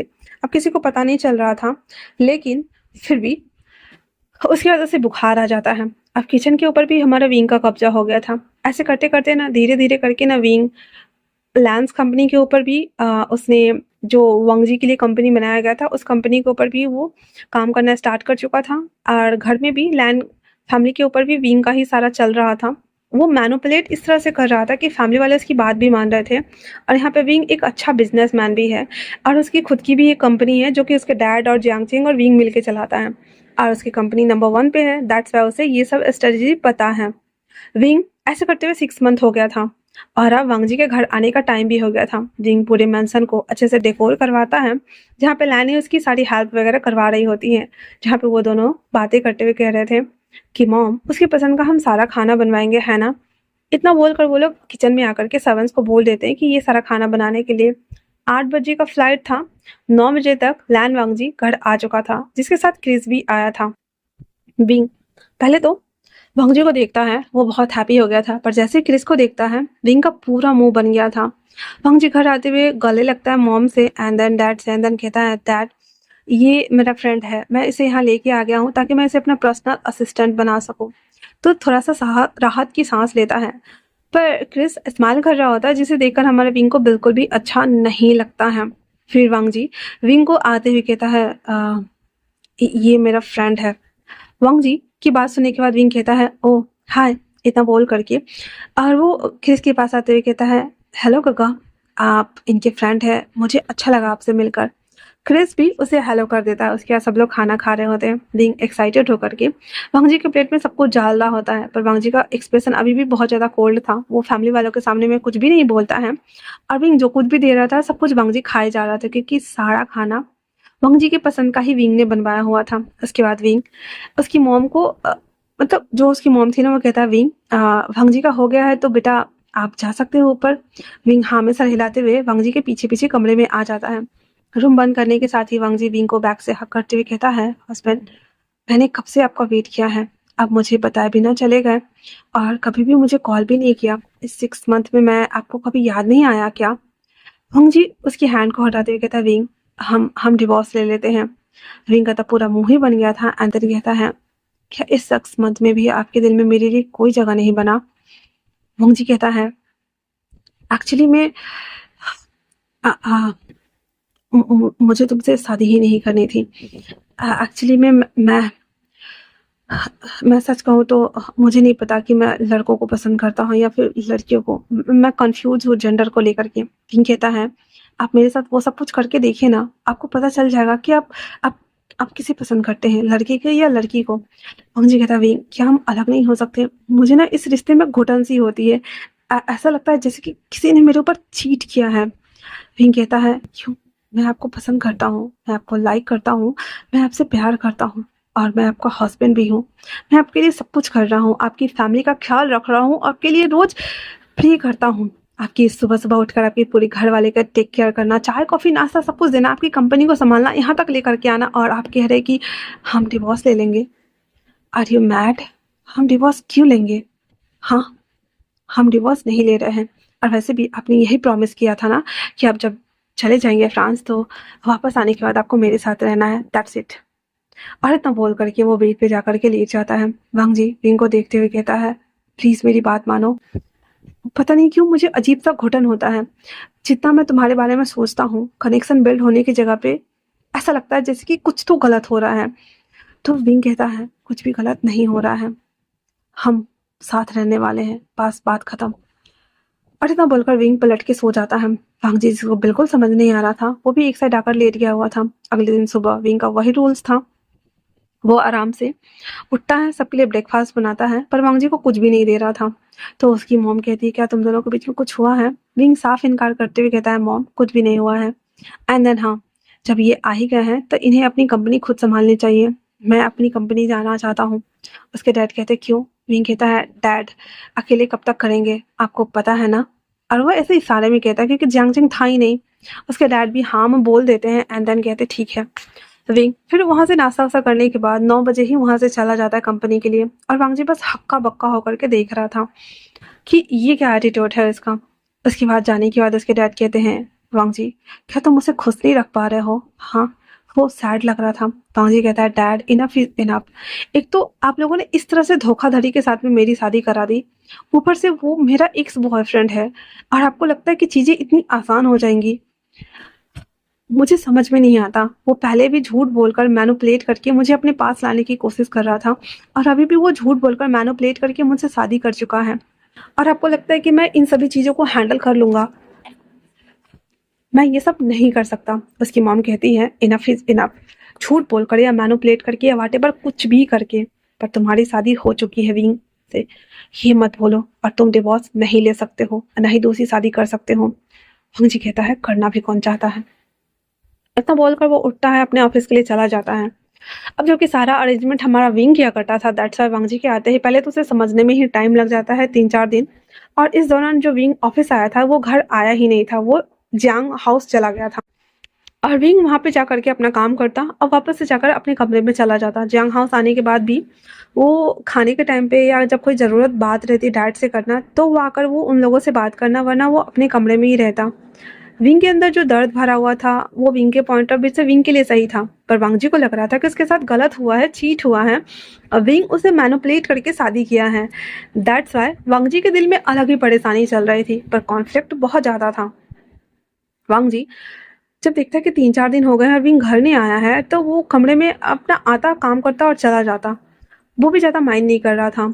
आज बिजनेस पार्टी थी जहाँ पे विंग के डैड कहते हैं कि मेरी तबीयत कुछ ठीक नहीं लग रही है विंग, तो तुम चले जाओ। विंग हाँ में सर हिला देता है एंड देन कहता है, ठीक है डैड। विंग अपने लिए हाँ अब वहीं रह गया था क्योंकि जियांगजिंग अमेरिका में था, दैट्स वाई उसके लिए एक अच्छा सा ड्रेस लेकर के आता है जो कि बहुत ही ज़्यादा सेक्सी था। विंग वो वाइट कलर का शर्ट वेयर करता है जिससे कि उसकी पूरी बॉडी ना विजिबली दिख रही थी, और वो नीचे वो कोट वाला पैंट पहनता है थोड़े स्टाइलिश वे में, बेल बटन्स टाइप के, एंड अपने बालों को ठीक करता है। उसका आगे से वापस से क्लीवेज दिख रहा था। अच्छे से मेकअप वगैरह अप्लाई कर लेने के बाद, लिप ग्लॉस अप्लाई कर लेने के बाद विंग वापस से फुल टू कत्ते मतलब ब्यूटीफुल लग रहा था। उसके बाद वो वहां से निकल जाता है, उसके साथ हान भी था।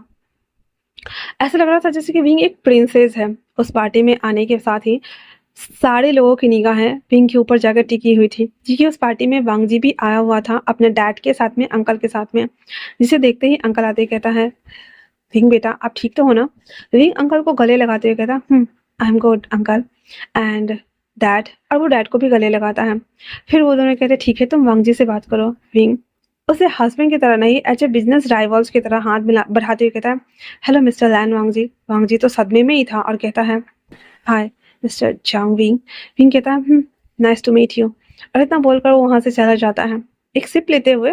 और वो बाकी अदर्स बिजनेसमैन जो भी था उससे बातें कर रहा था। इस वक्त विंग ना ही बच्चा लग रहा था, ना ही बचकानी हरकतें कर रहा था। वो एकदम प्री मैच्योर इंसान की तरह सारे बिजनेस जितने भी लोग थे वहां पे उन सबसे वो बातें कर रहा था। ऐसा नहीं था, वांग जी भी उन सबसे बातें कर रहा होता है। अचानक से वहां पे मो कंपनी का जो ऑनर था मो शान्यू वो भी आ जाता है और वो विंग को ऐसे बैक पे हाथ लगा देता है, ऐसे ऊपर से नीचे तक, और सहलाने के साथ ही कहता है, हे गॉर्जियस, तुम आज भी हमेशा की तरह ब्यूटीफुल लग रहे हो।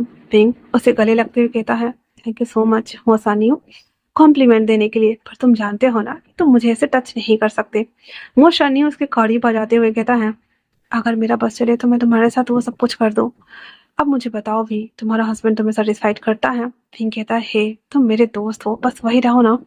और वो दोनों एक बातें कर रहे थे, पर वांगजी देख पा रहा था कि विंग उसके करीब कितना ज्यादा है।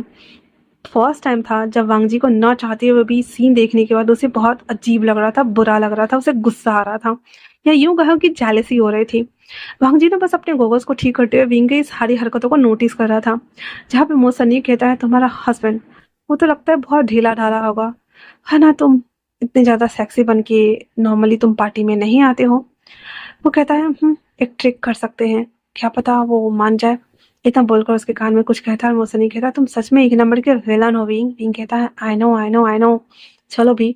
और इतना बोलने के साथ ही विंग मौसन्नियों के साथ वहां से वो वॉशरूम की तरफ चला जाता है, जहाँ पे वॉशरूम वाले जो अंदर वॉशरूम था ना वहां पे वो आकर के एंड देन मौसन्नी को अपनी तरफ खींचता है। वांग जी जो कि ये जब देखता है कि विंग गायब हो गया है, वो भी उसके पीछे आता है, जहाँ पे वो देखता है गेट के पास खड़ा होकर के कि जो विंग है ना मौसन्नी को खींचते हुए वॉशरूम के अंदर लेके जा रहा है। वांग जी उसे बस जैसे लेके गया था तभी वांग जी डोर ओपन करते हुए कहता, ये सब क्या हो रहा है? विंग कहता, ओ उप्स, आ मेरी चोरी पकड़ी गई, आई एम सॉरी मौसन्नियों, हम बाद में बात करते हैं। मौसन्नी वहां पे उन दोनों को ऐसे इविल स्माइल देते हुए निकल जाता और कहता, यही एक नंबर का शैतान है, सैसी बीसी कहीं का। और इतना बोल कर वो निकल जाता है वहां से। वहां पे एकदम टिक के खड़ा हो गया था और कहता है, वो तो चला गया, तो अब आप मेरे साथ करने वाले हो क्या? वांग जी कहता है, क्या तुम इसी के लिए मरे जा रहे हो? हाँ, तुम्हें हर वक्त यही चाहिए होता है क्या? हिंग कहता है, ओह कम ऑन, लेक्चर सुनने का मूड नहीं है, अगर करना है तो मैं कपड़े उतारता हूँ, नहीं तो जाओ यहाँ से। हंग जी कहता है, हाँ फॉरगॉट इट, और यहाँ से वो चला जाता है। विंग जिसकी आंखों में फिर से आंसू आ गया था और वो कबूत पे बैठा हुआ था और कहता है, ये इंसान पिघलता क्यों नहीं है? क्या मैं इतना ज्यादा बुरा हूँ? क्या मैं इतना गंदा दिखता हूँ? और ये सब सोच रहा था। विंग के दिमाग में ना बहुत सारे नेगेटिव थॉट्स आ रहे होते हैं। वांग जी जो कि गुस्से के मारे दांत पीसते वहां से निकल गया हुआ था और वो किसी से बात भी नहीं किया था। विंग को सबसे बात करना था और कुछ प्रोजेक्ट वगैरह भी लेने थे, इसलिए वो अपने आप को नॉर्मल करता है एंड देन वापस से आकर के अपना काम करने में लग जाता है। लेट नाइट हो चुका था, दैट्स व्हाई चेंगोजन कहते हैं, बाबू आप घर जा रहे हो या घर चले साथ में? विंग कहता है, घर चलना है डैड। उसके साथ ही वो आ जाता है। विंग हान को बोल देता है कि वो घर चले जाए। विंग जब वांग जी के कमरे में आता है तो वांग जी ना ऐसे ना नॉर्मली गुस्से में तमतमाए हुए आया हुआ था, दैट्स वाई वो ना ऐसे सोने का नाटक कर रहा था। विंग रूम लॉक करता है अच्छे से और एक एक करके अपने सारे कपड़े उतारते हुए वांग जी के ऊपर आके बैठ जाता है और वांग जी के बॉडी को चलाना स्टार्ट कर देता है। वांग जी आँख खोलते ही कहता है, क्या कर रहे हो ये तुम? हाँ। विंग कहता है, मैं अपने हस्बैंड को सेटिस्फाइड करने की कोशिश कर रहा हूँ, क्या ये काफी नहीं है? जी कहता है, विंग मेरे ऊपर से हट जाओ। विंग कहता है, मुझे बताते क्यों नहीं हो? क्या तुम्हारे दिल में किसी और के लिए जगह है? कोई और है जिसे तुम लाइक करते हो?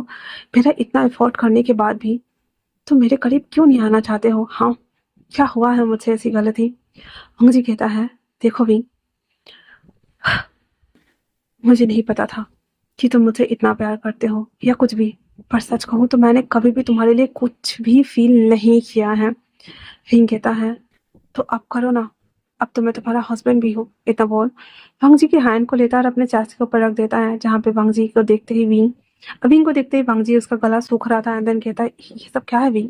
विंग कहता है, मेरी बॉडी देखो। और वो खड़ा हो जाता है और कहता है, क्या कहीं से भी अट्रैक्टिव नहीं लग रहा है? वांग जी उसे देखते हुए कहता है, ऐसा नहीं है विंग। विंग कहता है, सच में मुझे यकीन नहीं होता, मुझे सच में यकीन नहीं होता कि मेरा हस्बैंड मुझे टच नहीं कर सकता है। वाह, क्या बात है ना। हम्म, वैसे ठीक है, हम डिवोर्स ले लेते हैं। इतना बोल विंग वापस से अपने कपड़े को कलेक्ट करना स्टार्ट कर देता है। वांग जी कहता है, मॉम डैड को क्या बोलोगे? विंग कहता है, मैं उन्हें बोल दूंगा, चिंता मत करो, ऐसे मेरी तरफ से फ्री हो। और इतना बोलने के साथ ही विंग उसी वक्त वहां से बाहर निकल जाता है और वो वापस से हान को कॉल करता है और कहता है उसे आके ले जाए। जो वो जस्ट घर गया ही था वो आधे रास्ते से विंग को पिक कर लेता है। उसे अपने अपार्टमेंट लेके आ गया हुआ था जहाँ पे वो उसे रखता है। और विंग ना बहुत ज़्यादा कह सकते हैं कि हम सेंटी हो चुका था। तो वो कहता है वो मुझे देखना क्यों नहीं चाहता है। इतना सुनना हुआ था तो हान कहता है I am sorry sir, but मुझे नहीं पता कि वो ऐसा क्यों कर रहे हैं। तो विंग कहता है मैंने आज खुद को उसे सरेंडर करने की कोशिश की पर वो तो मुझे हाथ भी नहीं लगाया। हान कहता है अगर आपको कोई ना चाहे तो एक लिमिट तक ही अपने आप को उसके सामने में सर्व करना चाहिए सर, हमें अपने प्राइड को नहीं ख़त्म करना चाहिए। विंग कहता है तो अब मुझे क्या करना चाहिए। हान कहता है कुछ दिनों के लिए उन्हें छोड़ दीजिए। कहता ठीक है, बिजनेस ट्रिप के लिए बैग पैक करो, हम चलते हैं। कहता सर अभी। कहता हम फ्लाइट में सो लेंगे। हान प्लीज़ चलो। कहता है सर पर आपके कपड़े। कहता ऑफिस में है ना। कहता ठीक है सर चलिए। उसके बाद वो दोनों ऑफिस आते हैं, कुछ डॉक्यूमेंट्स फाइल और कुछ प्रोजेक्ट पेपर्स वगैरह ले करके वो दोनों उसी रात बिजनेस ट्रिप के लिए चले जाते हैं।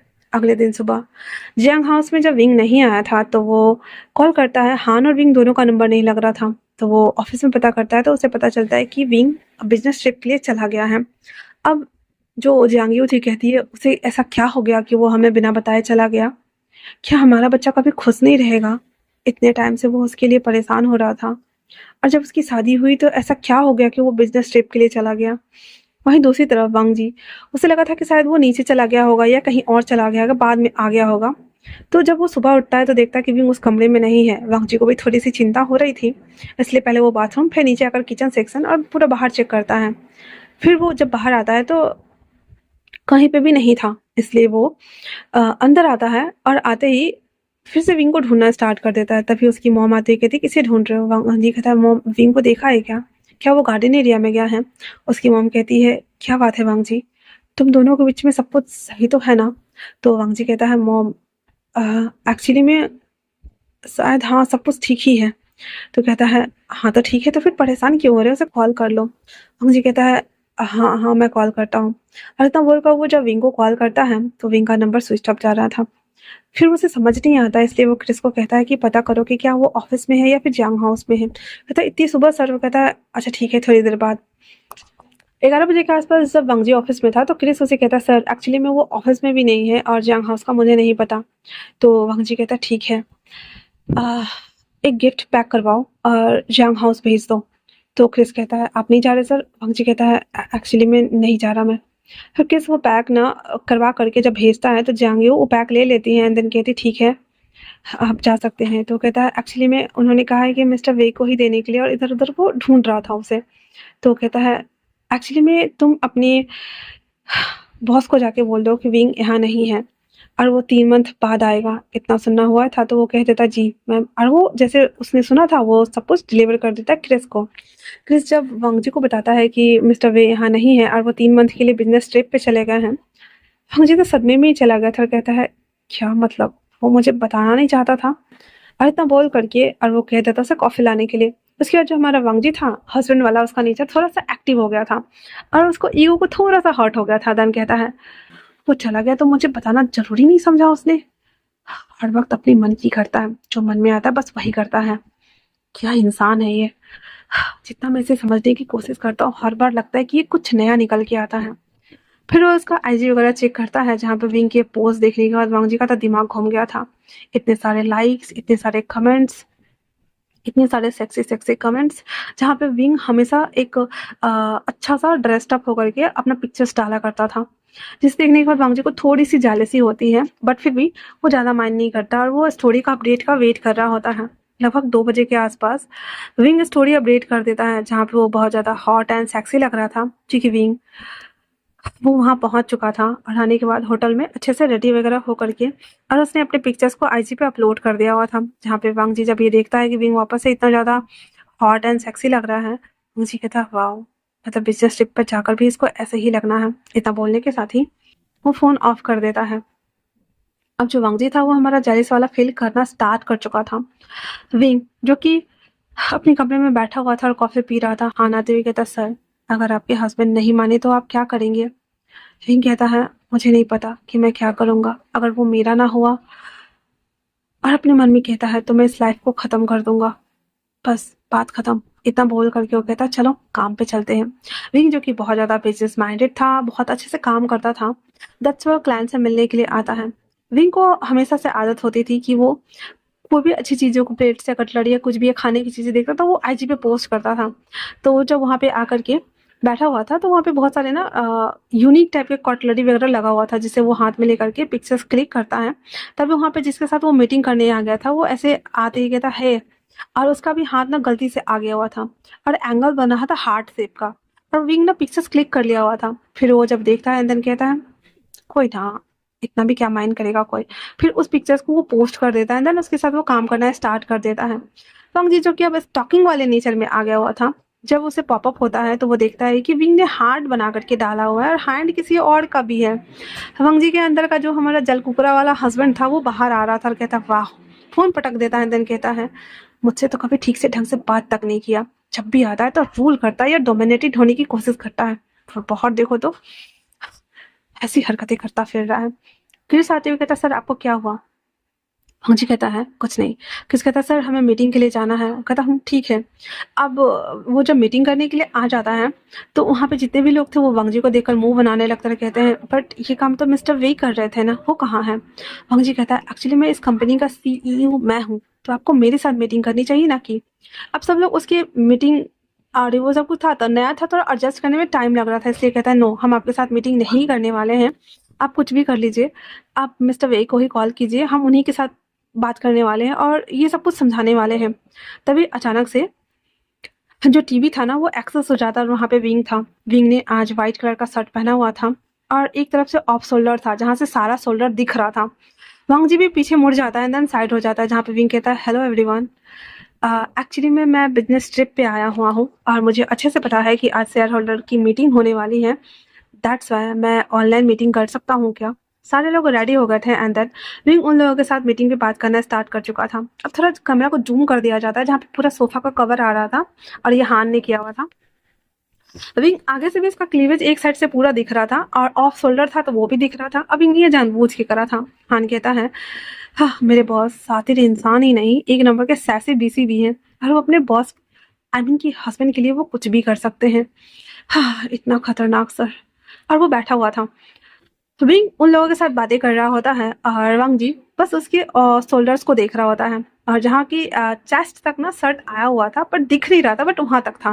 और वांग जी ना दांत पीसते हुए कहता है इस तरह से लोगों को अट्रैक्ट करने का क्या मतलब है तुम्हारा, तुम इन लोगों के साथ मीटिंग कर रहे हो या सबको सजेस्ट कर रहे हो विंग। और जो विंग का जिस तरह से पोस्टर बना था वो लग ही रहा था कि वो सबको सीडीओ सी कर रहा है। वांग जी ना बस दांत पीसे जा रहा था, पीसे जा रहा था, पीसे जा रहा था। मीटिंग ओवर होने के बाद सभी लोग बोल देते कि ठीक है इस प्रोजेक्ट पे आने के बाद हम बात करेंगे और हम इतना इन्वेस्ट करने के लिए तैयार है। इसके बाद विंग सबको बोल देता है और फिर विंग वो कॉल कट कर लेता है। वांग जी को और छो उठा क्योंकि वो डायरेक्ट मीटिंग के लिए ऑन किया और विंग वांग जी को ना हाय बोला, ना हेलो बोला, ना गुड मॉर्निंग बोला, ना गुड इवनिंग बोला, ना गुड आफ्टरनून बोला, और वो लाइव खत्म। वांग जी जब ये देखता है कहता है व्हाट द हेल, मतलब वो पूरे 5 दिन हो चुके हैं गए हुए, नहीं 2 दिन हो चुके हैं गए हुए और उसने अभी तक मुझे बताना जरूरी नहीं समझा कि वो बिजनेस ट्रिप के लिए गया है। एंड देन ये सब कुछ। क्रिस कहता है सर आपको याद है ना, आप भी तो उसे शादी के अगले दिन छोड़कर आ गए हुए थे, आपको नहीं लगता कि उन्हें कितना बुरा लगा होगा जब उन्हें पता चला होगा, और पिछले बीते 6 मंथ में आपने एक बार भी उसे कॉल नहीं किया। तो वांग जी कहता तुम जानते हो ना मैं ऐसा क्यों कर रहा हूँ। क्रिस कहता है आई नो सर, मैं जानता हूँ, बट उन्हें बता देना चाहिए ना, क्या पता वो मान जाए। वांग जी कहता है डर लगता है, मैंने उसे कहा है कि वो मुझसे डिवोर्स ले ले पर वो मुझसे डिवोर्स लेने के लिए तैयार ही नहीं हो रहा है, तो मैं क्या बोलूँ उसे मैं।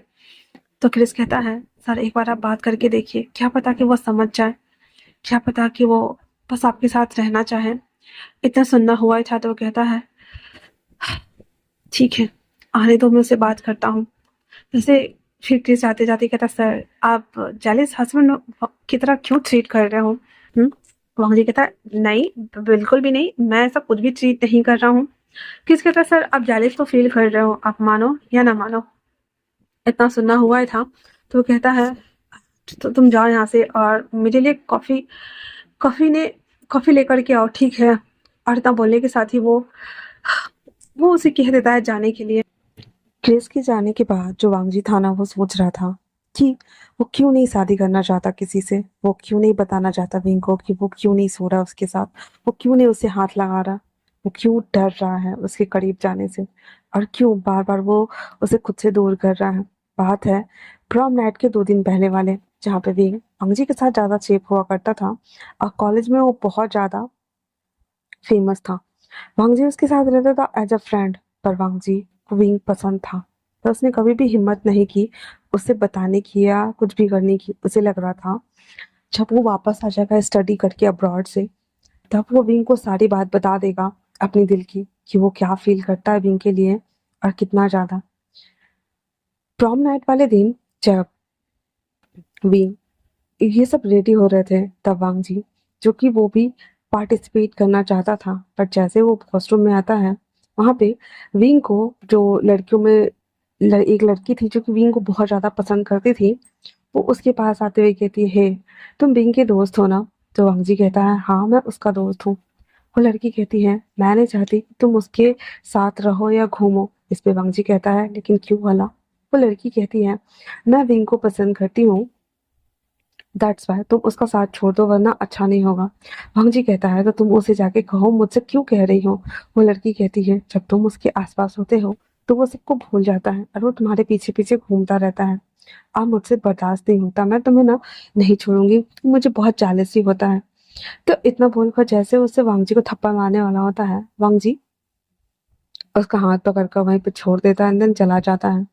जब विंग का परफॉर्मेंस हो रहा था उसी लड़की के साथ में, तब रामजी वहां पे खड़ा होकर देख रहा था, पर उसे बहुत ज्यादा बुरा लग रहा था। वापस से वो जब जाने लगता है तो वो ड्रिंक कर लेता है। विंग जब उसके पास आकर पूछता है कि तुमने इतना नशा क्यों किया है, तो वांगजी घबरा जाता है, अंदर कहता है कि वो अभी जस्ट आया, उसके लिए एक सरप्राइज है, और इतना बोलकर वो बाहर चला आता है, क्योंकि उसे बहुत ज्यादा बुरा लग रहा था।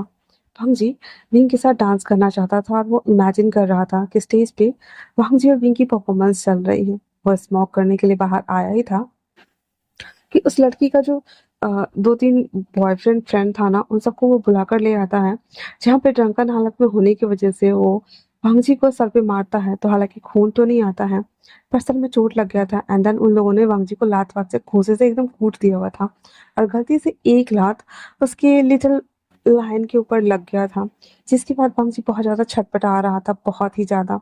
और उसके बाद जब वो अगले दिन हॉस्पिटल गया था, तो डॉक्टर ने कह दिया कि एक नस दब गया है, जिस वजह से शायद ही ये वेयरली वेकअप हो पाएगा, और आप फर्टिलाइज होंगे या नहीं वो तो आपके परफॉर्मेंस पे डिपेंड करेगा। जब डॉक्टर ने ऐसा बोला, तो वांगजी ने इसे मान लिया, जबकि उसे टेस्ट करना चाहिए था खुद से, मास्टरबेट करके या फिर किसी और तरीके से, लेकिन वांगजी ने कभी टेस्ट ही नहीं किया। और जब वैलेंटाइन के डे विंग ने वांगजी को प्रपोज किया, वांगजी को वो सारी बातें याद आ रही थी कि कैसे प्रॉम नाइट वाले दिन उन लड़कों ने उसे मारा था, जिसकी वजह से डॉक्टर ने कहा कि वो फर्टिलाइज हो ही नहीं सकता।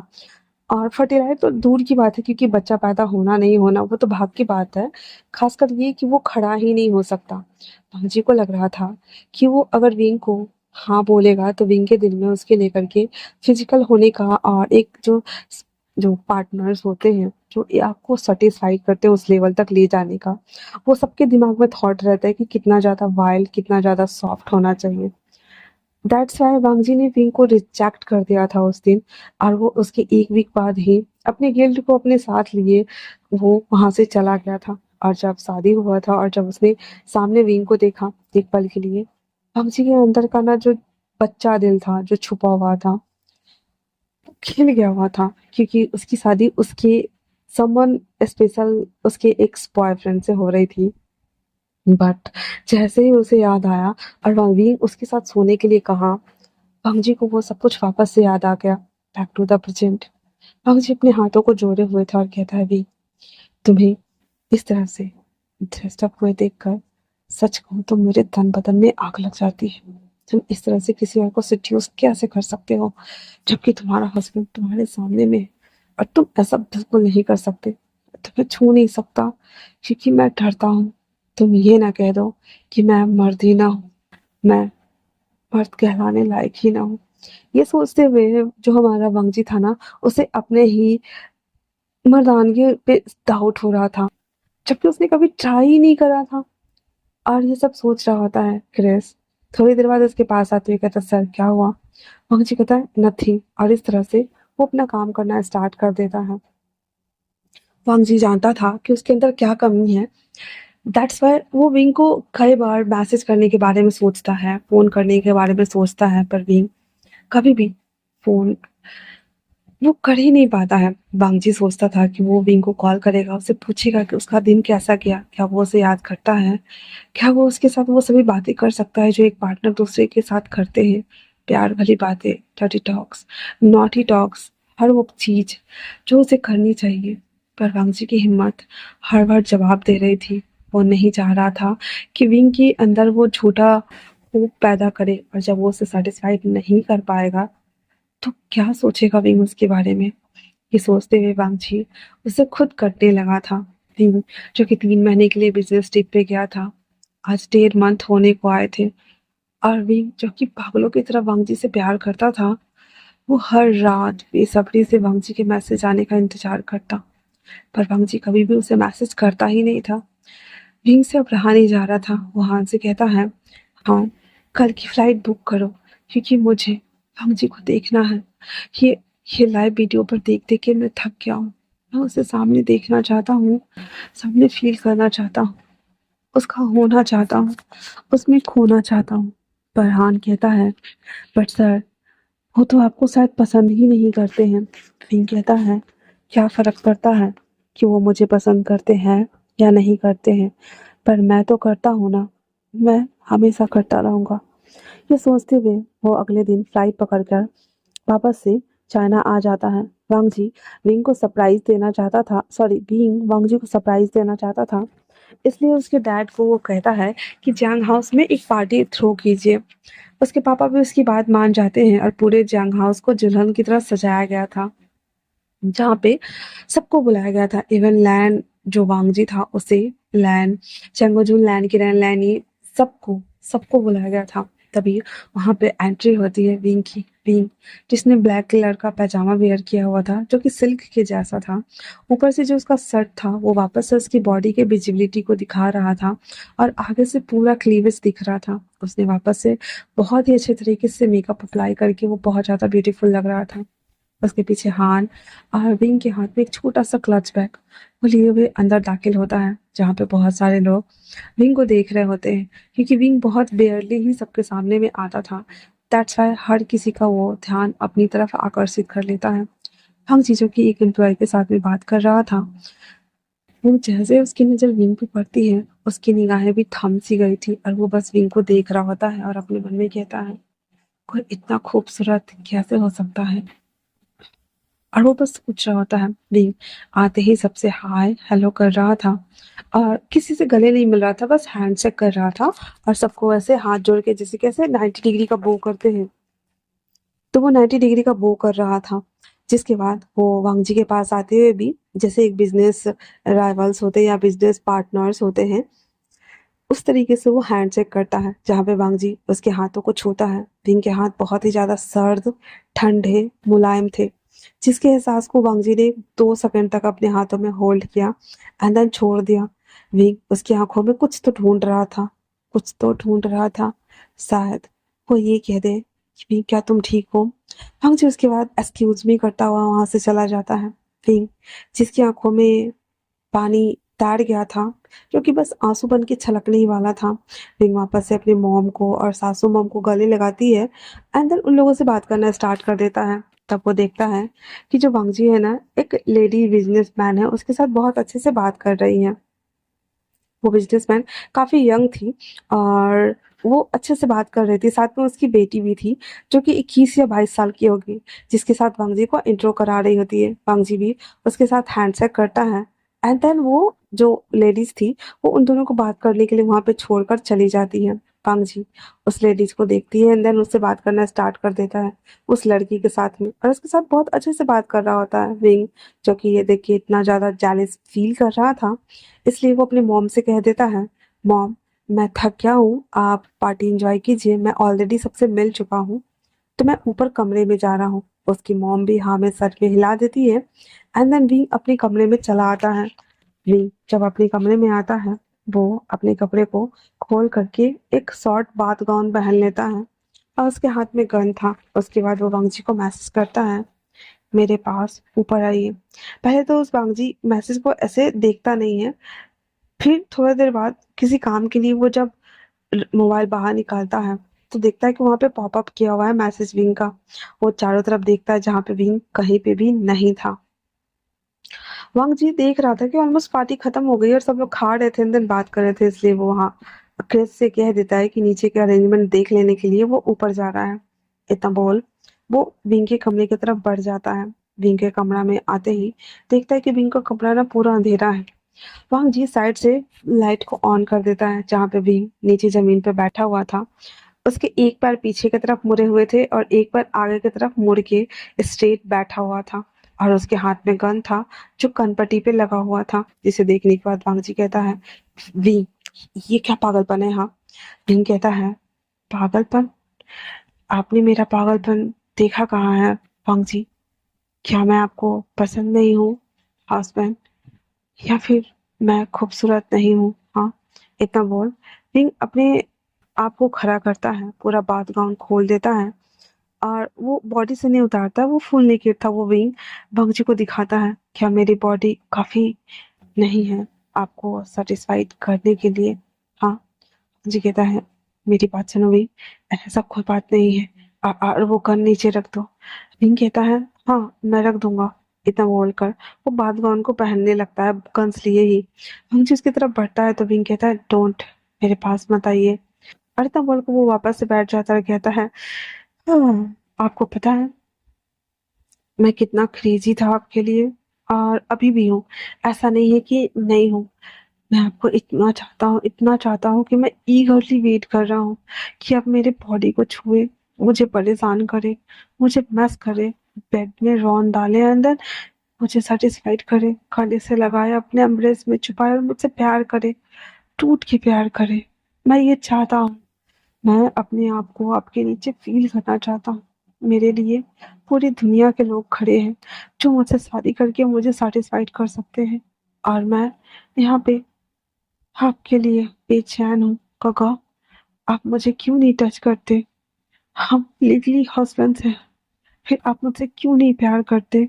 क्यों नहीं मुझे उस निगाहों से देखते हैं जो एक हस्बैंड की आंखों में अपनी वाइफ के लिए लस्ट होता है, प्यार होता है, कंसर्न होता है? क्यों नहीं वो दिखता है मुझे?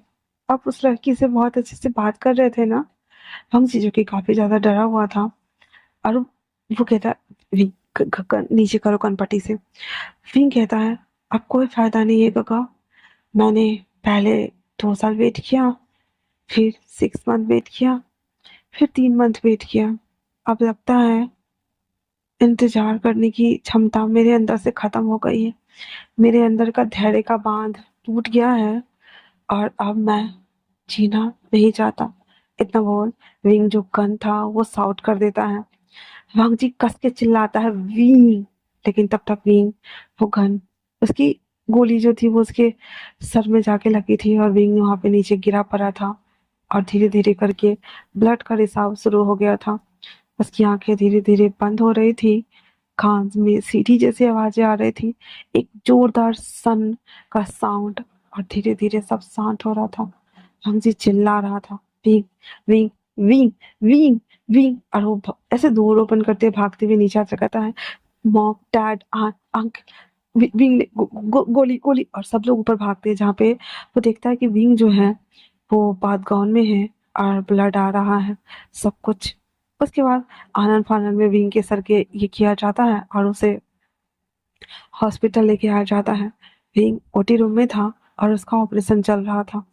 जी पागलों की तरह चक्कर काट रहा था, काट रहा था, काट रहा था, और कह रहा था, नहीं नहीं नहीं नहीं नहीं नहीं नहीं नहीं, प्लीज मरना मत, मरना मत भी, प्लीज मरना मत। मैं ये बर्दाश्त नहीं कर पाऊंगा, प्लीज भी मरना मत, प्लीज मरना मत, प्लीज। आ और इतना बोलते हुए अपने हाथ को दीवार पे दे मार रहा था, दे मार रहा था, दे मार रहा था।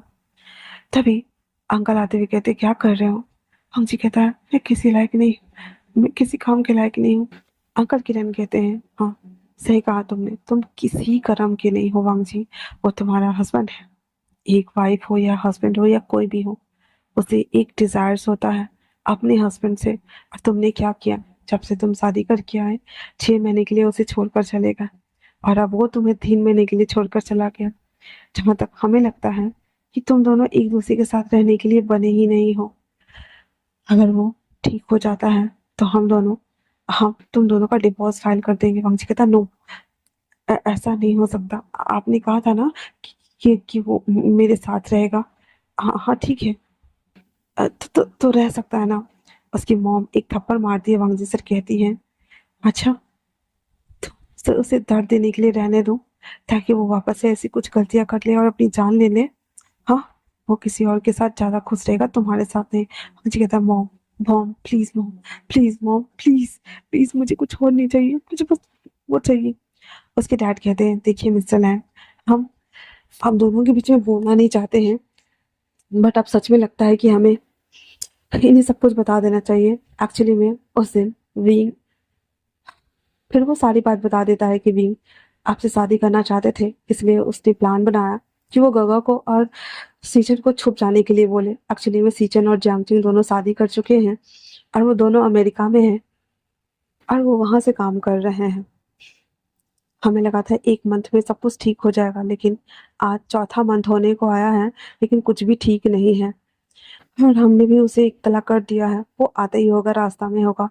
वांग जी, जिसको एक और झटका लगा था, वो कहता है, गगा को ये सब पता था? कहता है, एक्चुअली में तुम दोनों के जाने के बाद, उसके बाद सीजन और जंगजंग की भी शादी हुई थी, तो उसे भला पता क्यों नहीं होगा। और दूसरी बात ये, हम जानते हैं कि तुम्हारा एक्सीडेंट हुआ था, पर क्या रीजन है मुझे नहीं पता। क्या उस एक्सीडेंट को लेकर के तुम्हारे मन में कुछ ऐसा बैठा हुआ है, तो हमें बताओ, इसका क्योर है। वांग जी फिर जब अंकल की बात सुनता है तो लैनी आती हुई कहती है, बताओ हमें क्या हुआ था, और तुम क्यों उसके करीब नहीं जाते हो। जहां तक हमें पता है, इन 4 मंथ में, इस 10 मंथ में तुम बीइंग के पास गए ही नहीं हो। वो तुम्हें अवॉइड कर रहा है और तुम उसे अवॉइड कर रहे हो। वांग जी बताओ, हमें जवाब दो। फिर वांग जी सारी बात बता देता है, और ड्रंकन हालत में होने की वजह से उसके साथ ये हादसा हो गया था। दैट्स वाई वो अपने आप को बचा भी नहीं पाया था। सबको जब पता चल जाता है कि वांग जी की ये हालत है, तो उसके अंकल कहते हैं, क्या तुमने कभी ट्राई करके कोशिश की? क्या तुमने कभी इस बारे में विंग को बताया? क्या तुमने कभी भी ऐसे अपने से ट्राई किया? वांग जी जो कि नीचे घुटनों पे बैठा हुआ था, अंदर कहता है, मैं बस डरा हुआ था। अचानक से आने के बाद आपने मेरी शादी तय कर दी। मॉम ने मुझे ब्लैकमेल कर दिया। सामने विंग को देखा। ये सारी सिचुएशन देखने के बाद मेरा दिमाग काम करना बंद कर चुका था। एक बार मेरा मन कर रहा था कि मैं उसे सारी बात बता दूं और सब कुछ क्लियर कर लूं, पर दूसरा, मैं डर रहा था कि उसे अगर पता चला कि उसका हस्बैंड, उसके पास वो ताकत ही नहीं है जिसके लिए वो उससे शादी करने के लिए मरा जा रहा है। वो खड़ा ही नहीं होता जिसके लिए वो इतना सब कुछ कर रहा है। वो वो कुछ नहीं कर सकता उसके साथ। मैं मैं उसे झूठी उम्मीद और दिलासा नहीं देना चाहता था, इसलिए मैंने उसे दूरी बना ली। मैंने बस उसे दूरी बना ली, और मैं बस मैं बस दूर चला जाना चाहता था। इतना बोलकर वांगजी फूट फूट कर रो रहा था। तभी पीछे से आवाज आती है, वांगजी तुमने बहुत गलत किया। कम से कम उसे एक बार बताना चाहिए था। क्या पता रिंग से या फिर डॉक्टर से इलाज करवाते तो वो ठीक हो जाता। क्योंकि कई बार जो चीजें होती हैं वो दिखती नहीं, वो हमारे अलिफ और दिमाग में होती हैं। क्या पता तुमने मैं मन में एक वहम बना लिया हो तो। क्या पता तुमने ट्राई किया था। वक्त जी कहता है, गॉ गॉ आप आ गए। सीजन कहता है, हमें लगा था 1 मंथ में सब कुछ ठीक हो जाएगा, पर 4 मंथ होने को आए हैं वांग जी, कुछ भी ठीक नहीं हुआ है। तुम्हें नहीं लगता कि तुम्हें अब सबको सुधार कर लेना चाहिए? तुम्हें नहीं लगता कि तुम्हें अपने हस्बैंड के साथ अपना रिश्ता बेहतर बनाना चाहिए? तुम्हें नहीं लगता कि तुम्हें खुश रहने का अधिकार है? ये बोलते हुए वांगजी उसे देख रहा होता है। वांगजी जब उसे देख रहा होता है तो कहता है, काका मुझे माफ कर दीजिए, पर वो ठीक तो हो जाएगा ना? सारी फैमिली वाले वहां पे बैठे हुए थे। 3-4 घंटे बाद डॉक्टर आते हुए कहता है, everything is fine, but patient coma में है, और पता नहीं वो कब बाहर आएगा, या शायद आएगा भी या नहीं, ये सुनना हुआ ही था। तो वांगजी कहता है, वी, ये क्या किया तुमने? वी, और वो बस शांत हो गया था। वांगजी एकदम शांत हो गया था। उसके बाद वांगजी सब लोग बाहर बैठते हैं। मॉर्निंग के टाइम पे विंग को दूसरे रूम में शिफ्ट किया जाता है, जहाँ पे सब लोग ऐसे ना सो ही रहे होते, तभी शिफ्ट कर दिया जाता है। वांग जी विंग के पास आता है, उसके हाथों को अपने हाथ में लेते हुए फूट कर रोना स्टार्ट कर देता और कहता है, मुझे माफ कर दो, मुझे माफ कर दो, आई एम रियली सॉरी। मैं ये समझ ही नहीं पाया, मैं किस मुंह से तुम्हें कहता, मैं क्या कहता, मैं खुद डरा हुआ था। प्लीज मुझे माफ कर दो, प्लीज मुझे माफ कर दो, प्लीज मुझे माफ कर दो। इतना बोलकर वांग जी से लगातार माफी मांग रहा था, पर क्या फायदा होने वाला था। उसने उसे इतना परेशान किया, सब कुछ किया, पर एट द एंड विंग ने अपनी जान ले ली। धीरे धीरे करके वक्त बीतता जा रहा था। सभी फैमिली वाले विंग से मिलने आते। विंग वेंटिलेशन पे रह रहा था। वांग जी भी शाम को आता उससे मिलने के लिए। वांग जी को हालांकि काम करने में मन नहीं लग रहा था, लेकिन नई कंपनी होने की वजह से वो उसे छोड़ भी नहीं सकता था, क्योंकि कंपनी डूब जाती। इसलिए वांग जी थोड़ा बहुत मन लगा के काम करता था, और विंग की कंपनी को भी वो टेक ओवर करने की कोशिश कर रहा था। हालांकि विंग के जितना स्किल्ड वांग जी नहीं था, क्योंकि विंग के पास मैनिपुलेशन पावर थे और किसी न किसी तरीके से सारे काम निकलवा लेता था। पर वांग जी अभी फिलहाल से बहुत ज्यादा टूटा हुआ बना हुआ था। वो रोज आता, विंग के कानों में उससे बात करता, उसे स्टोरी सुनाता, उसके पसंद की बातें उससे करता, और यहाँ तक कि उसने ये भी कन्फेस कर दिया था कि वो क्यों उसके पास नहीं आना चाहता था, क्यों नहीं वो उसके साथ सोना चाहता था। जहाँ पे जो विंग था वो ईगरली ईगरली वांग जी के साथ सोना चाहता था, उसे महसूस करना चाहता था, उसका होना चाहता था। इस तरह से दिन बीतते चले गए थे और 1 साल हो गया था। वांग जी हमेशा की तरह थका हारा ऑफिस से आता है, उसके हाथों को लेकर चूमते हुए उसे कहता है, विंग 1 साल होने को आए हैं, तो क्या तुम अब वापस नहीं आना चाहते हो? देखो ना, मैंने तुम्हारे पसंद के कई सारे क्यूजी साइंस बनाना सीख लिया है, ताकि मैं कभी तुम्हें खिला सकूं। पर लगता नहीं है कि तुमने मुझे माफ किया है। मैं जानता हूँ कि मैंने गलत किया है। मैं जानता हूँ कि मुझे अपनी सच्चाई छुपानी नहीं चाहिए थी। मैं जानता हूँ कि जब मैंने डिवोर्स के लिए कहा तो मेरे दिल में कितना दर्द था। मैं जानता हूँ जब तुम मुझे अपने पास आकर सोने के लिए कहते थे तो मेरा दिल कितना चुभता था, डर लगता था। अगर मैं तुम्हें सेटिस्फाइड नहीं कर पाया तो डर लगता था कि अगर तुम मुझसे सेटिस्फाइड नहीं हुए तो कहीं तुम मुझसे नाराज होकर चले ना जाओ। कम से कम इस बहाने ही सही तुम मेरे साथ तो थे, मेरा फ्रेंड बनकर। और ये बोलते हुए जो हमारा वांगजी था ना, वो फूट फूट कर रोना स्टार्ट कर देता है। उसके बाद जब वो रो ही रहा होता है तो सामने से धीरे से वॉइस आती है, हस्बैंड। ये वॉइस सुनते ही वांगजी एकदम चौंकते हुए कहता है, विंग क्या तुम ठीक हो? विंग कहता है, हाँ शायद से मैं ठीक हूँ, मेरी बॉडी थोड़ी अकड़ गई है, बट मैं ठीक लग रहा हूँ। राम जी खुशी खुशी उसे गले लगा लेता और कहता है, मुझे माफ कर दो भी, प्लीज मुझे माफ कर दो। राम जी कराते हुए कहता है, माफ मुझे कर दो, क्योंकि मैंने कभी जानने की कोशिश ही नहीं की कि मेरा हस्बैंड मेरे पास क्यों नहीं आ रहा है, पर सच में मैं किस करना चाहता हूँ। वांग जी फटाक से उसके लिप्स को कैप्चर कर लेता है। जैसे विंग पहले तो कर रहा होता है, पर वांग जी उसे नॉन स्टॉप किस करे जा रहा था। उसके सूखे पड़े लिप्स को वो सक कर रहा था, पर इससे वांग जी को कोई फर्क नहीं पड़ रहा था कि विंग कैसा दिख रहा है। 1 मिनट का किस एंड कर लेने की बात कहता है, क्या तुम सेटिस्फाइड हो? विंग उसकी तरफ देखते हुए रुआसी आवाज में कहता है, आप मुझे सेटिस्फाइड करो ना करो, पर मुझसे प्यार तो करो।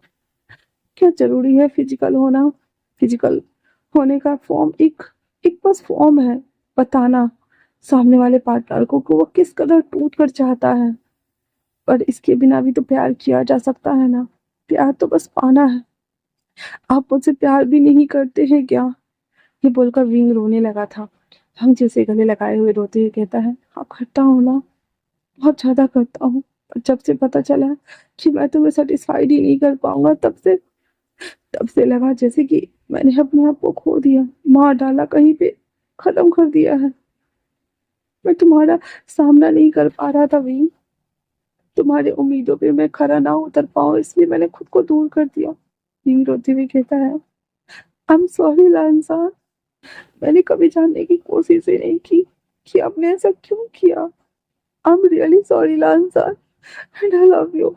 आई love you, I love you, I love you, I love you. Wang ji भी सेम अब रिप्लाई करते हुए कहता है, आई लव यू टू वीक, I really really love you. उसके बाद वांग जी डॉक्टर को बुलाता है। अब हालांकि इतने टाइम बाद वो कोमा से बाहर आया था, उसकी बॉडी पूरी अकड़ गई थी और हाथ पैर चल नहीं रहे थे। तो डॉक्टर बोलता है कि उसे कुछ दिन थेरेपी लेनी पड़ेगी और एक्सरसाइज वगैरह कराना पड़ेगा, उसके बाद वो घर जा सकते हैं। सब लोग मान जाते हैं, फिर सब लोग विंग से मिलने आते हैं। उसके बाद विंग को बीच में एक्सरसाइज करवाया जाता, मतलब कि उसका पूरा डाइट चार्ट प्लान बना गया था, जहाँ पे सुबह-सुबह उसे मॉर्निंग एक्सरसाइज, योगा कराना, फिर दवाई देना, फिर दोपहर में रेस्ट करना, फिर उसे सामने वॉक के लिए लेके जाना। ऐसे करते हुए सब जा रहा था और सामने वांग जी भी उसे मिलने आता और वो दोनों क्वालिटी टाइम स्पेंड करना स्टार्ट कर चुके थे। विंग और वांग जी के बीच में थोड़ी बहुत कन्वर्सेशन भी हो रही थी, वो भी अच्छी वाली।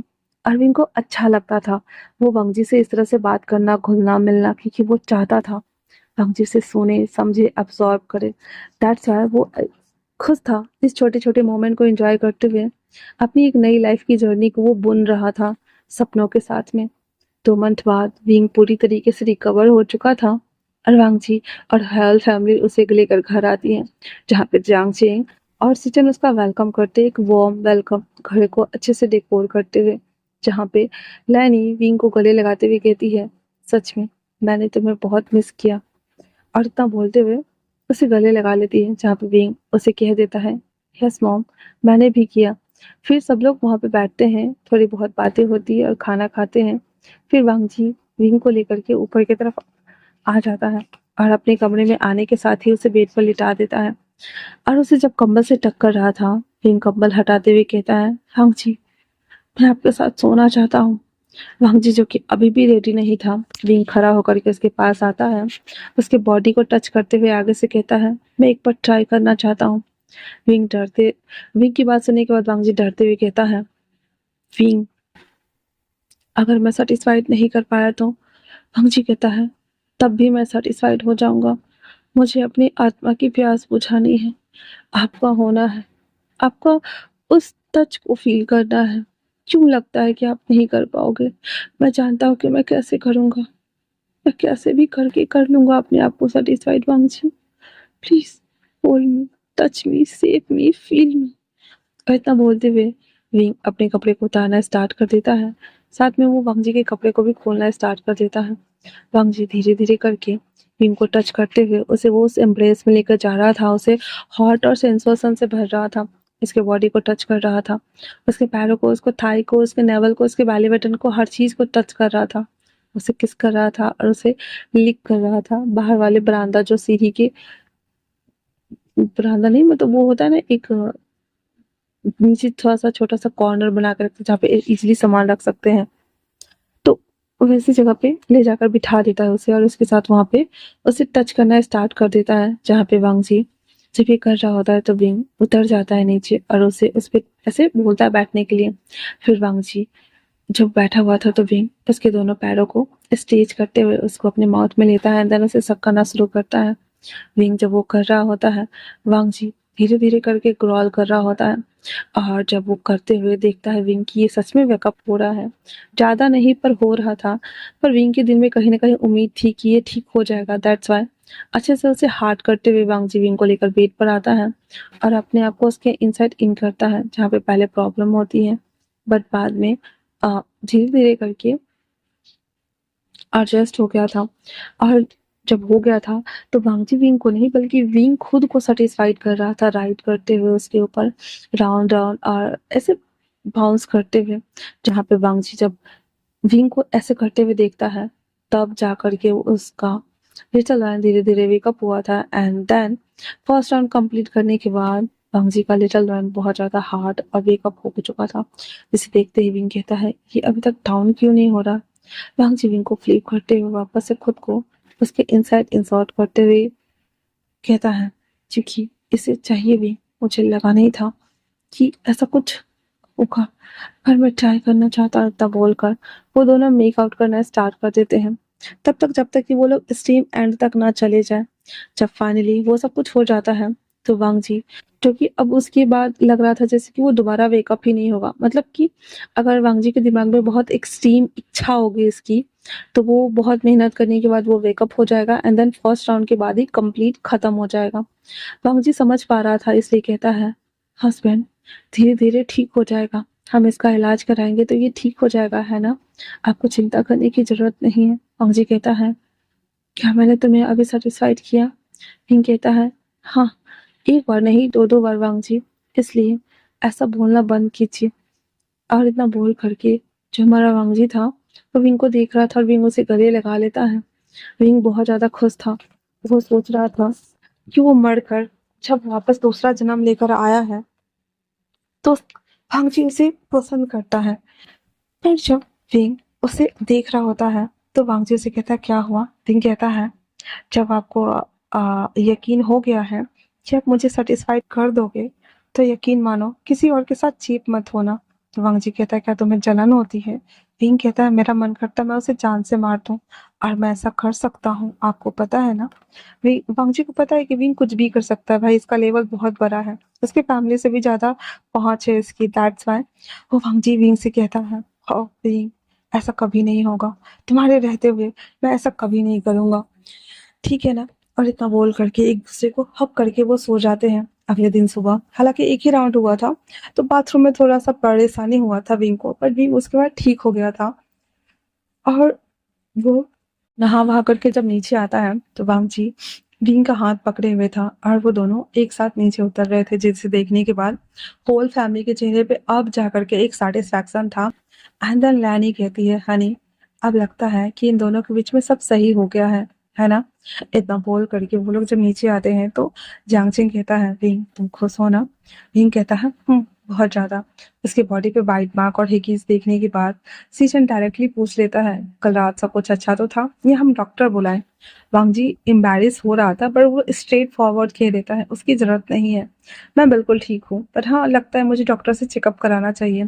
इस पे लैन किरण और चेंगो जिन कहते हैं, तब तो अच्छी बात है, हमें लगा था शायद हमें नहीं कराना पड़ेगा। और इतना बोलते हुए वो ऐसे ना मुस्कुरा देता है, तो हमारा जो विंग था वो कहता है, बकवास बंद करो, और वो बिल्कुल ठीक है, बिल्कुल सही सलामत है।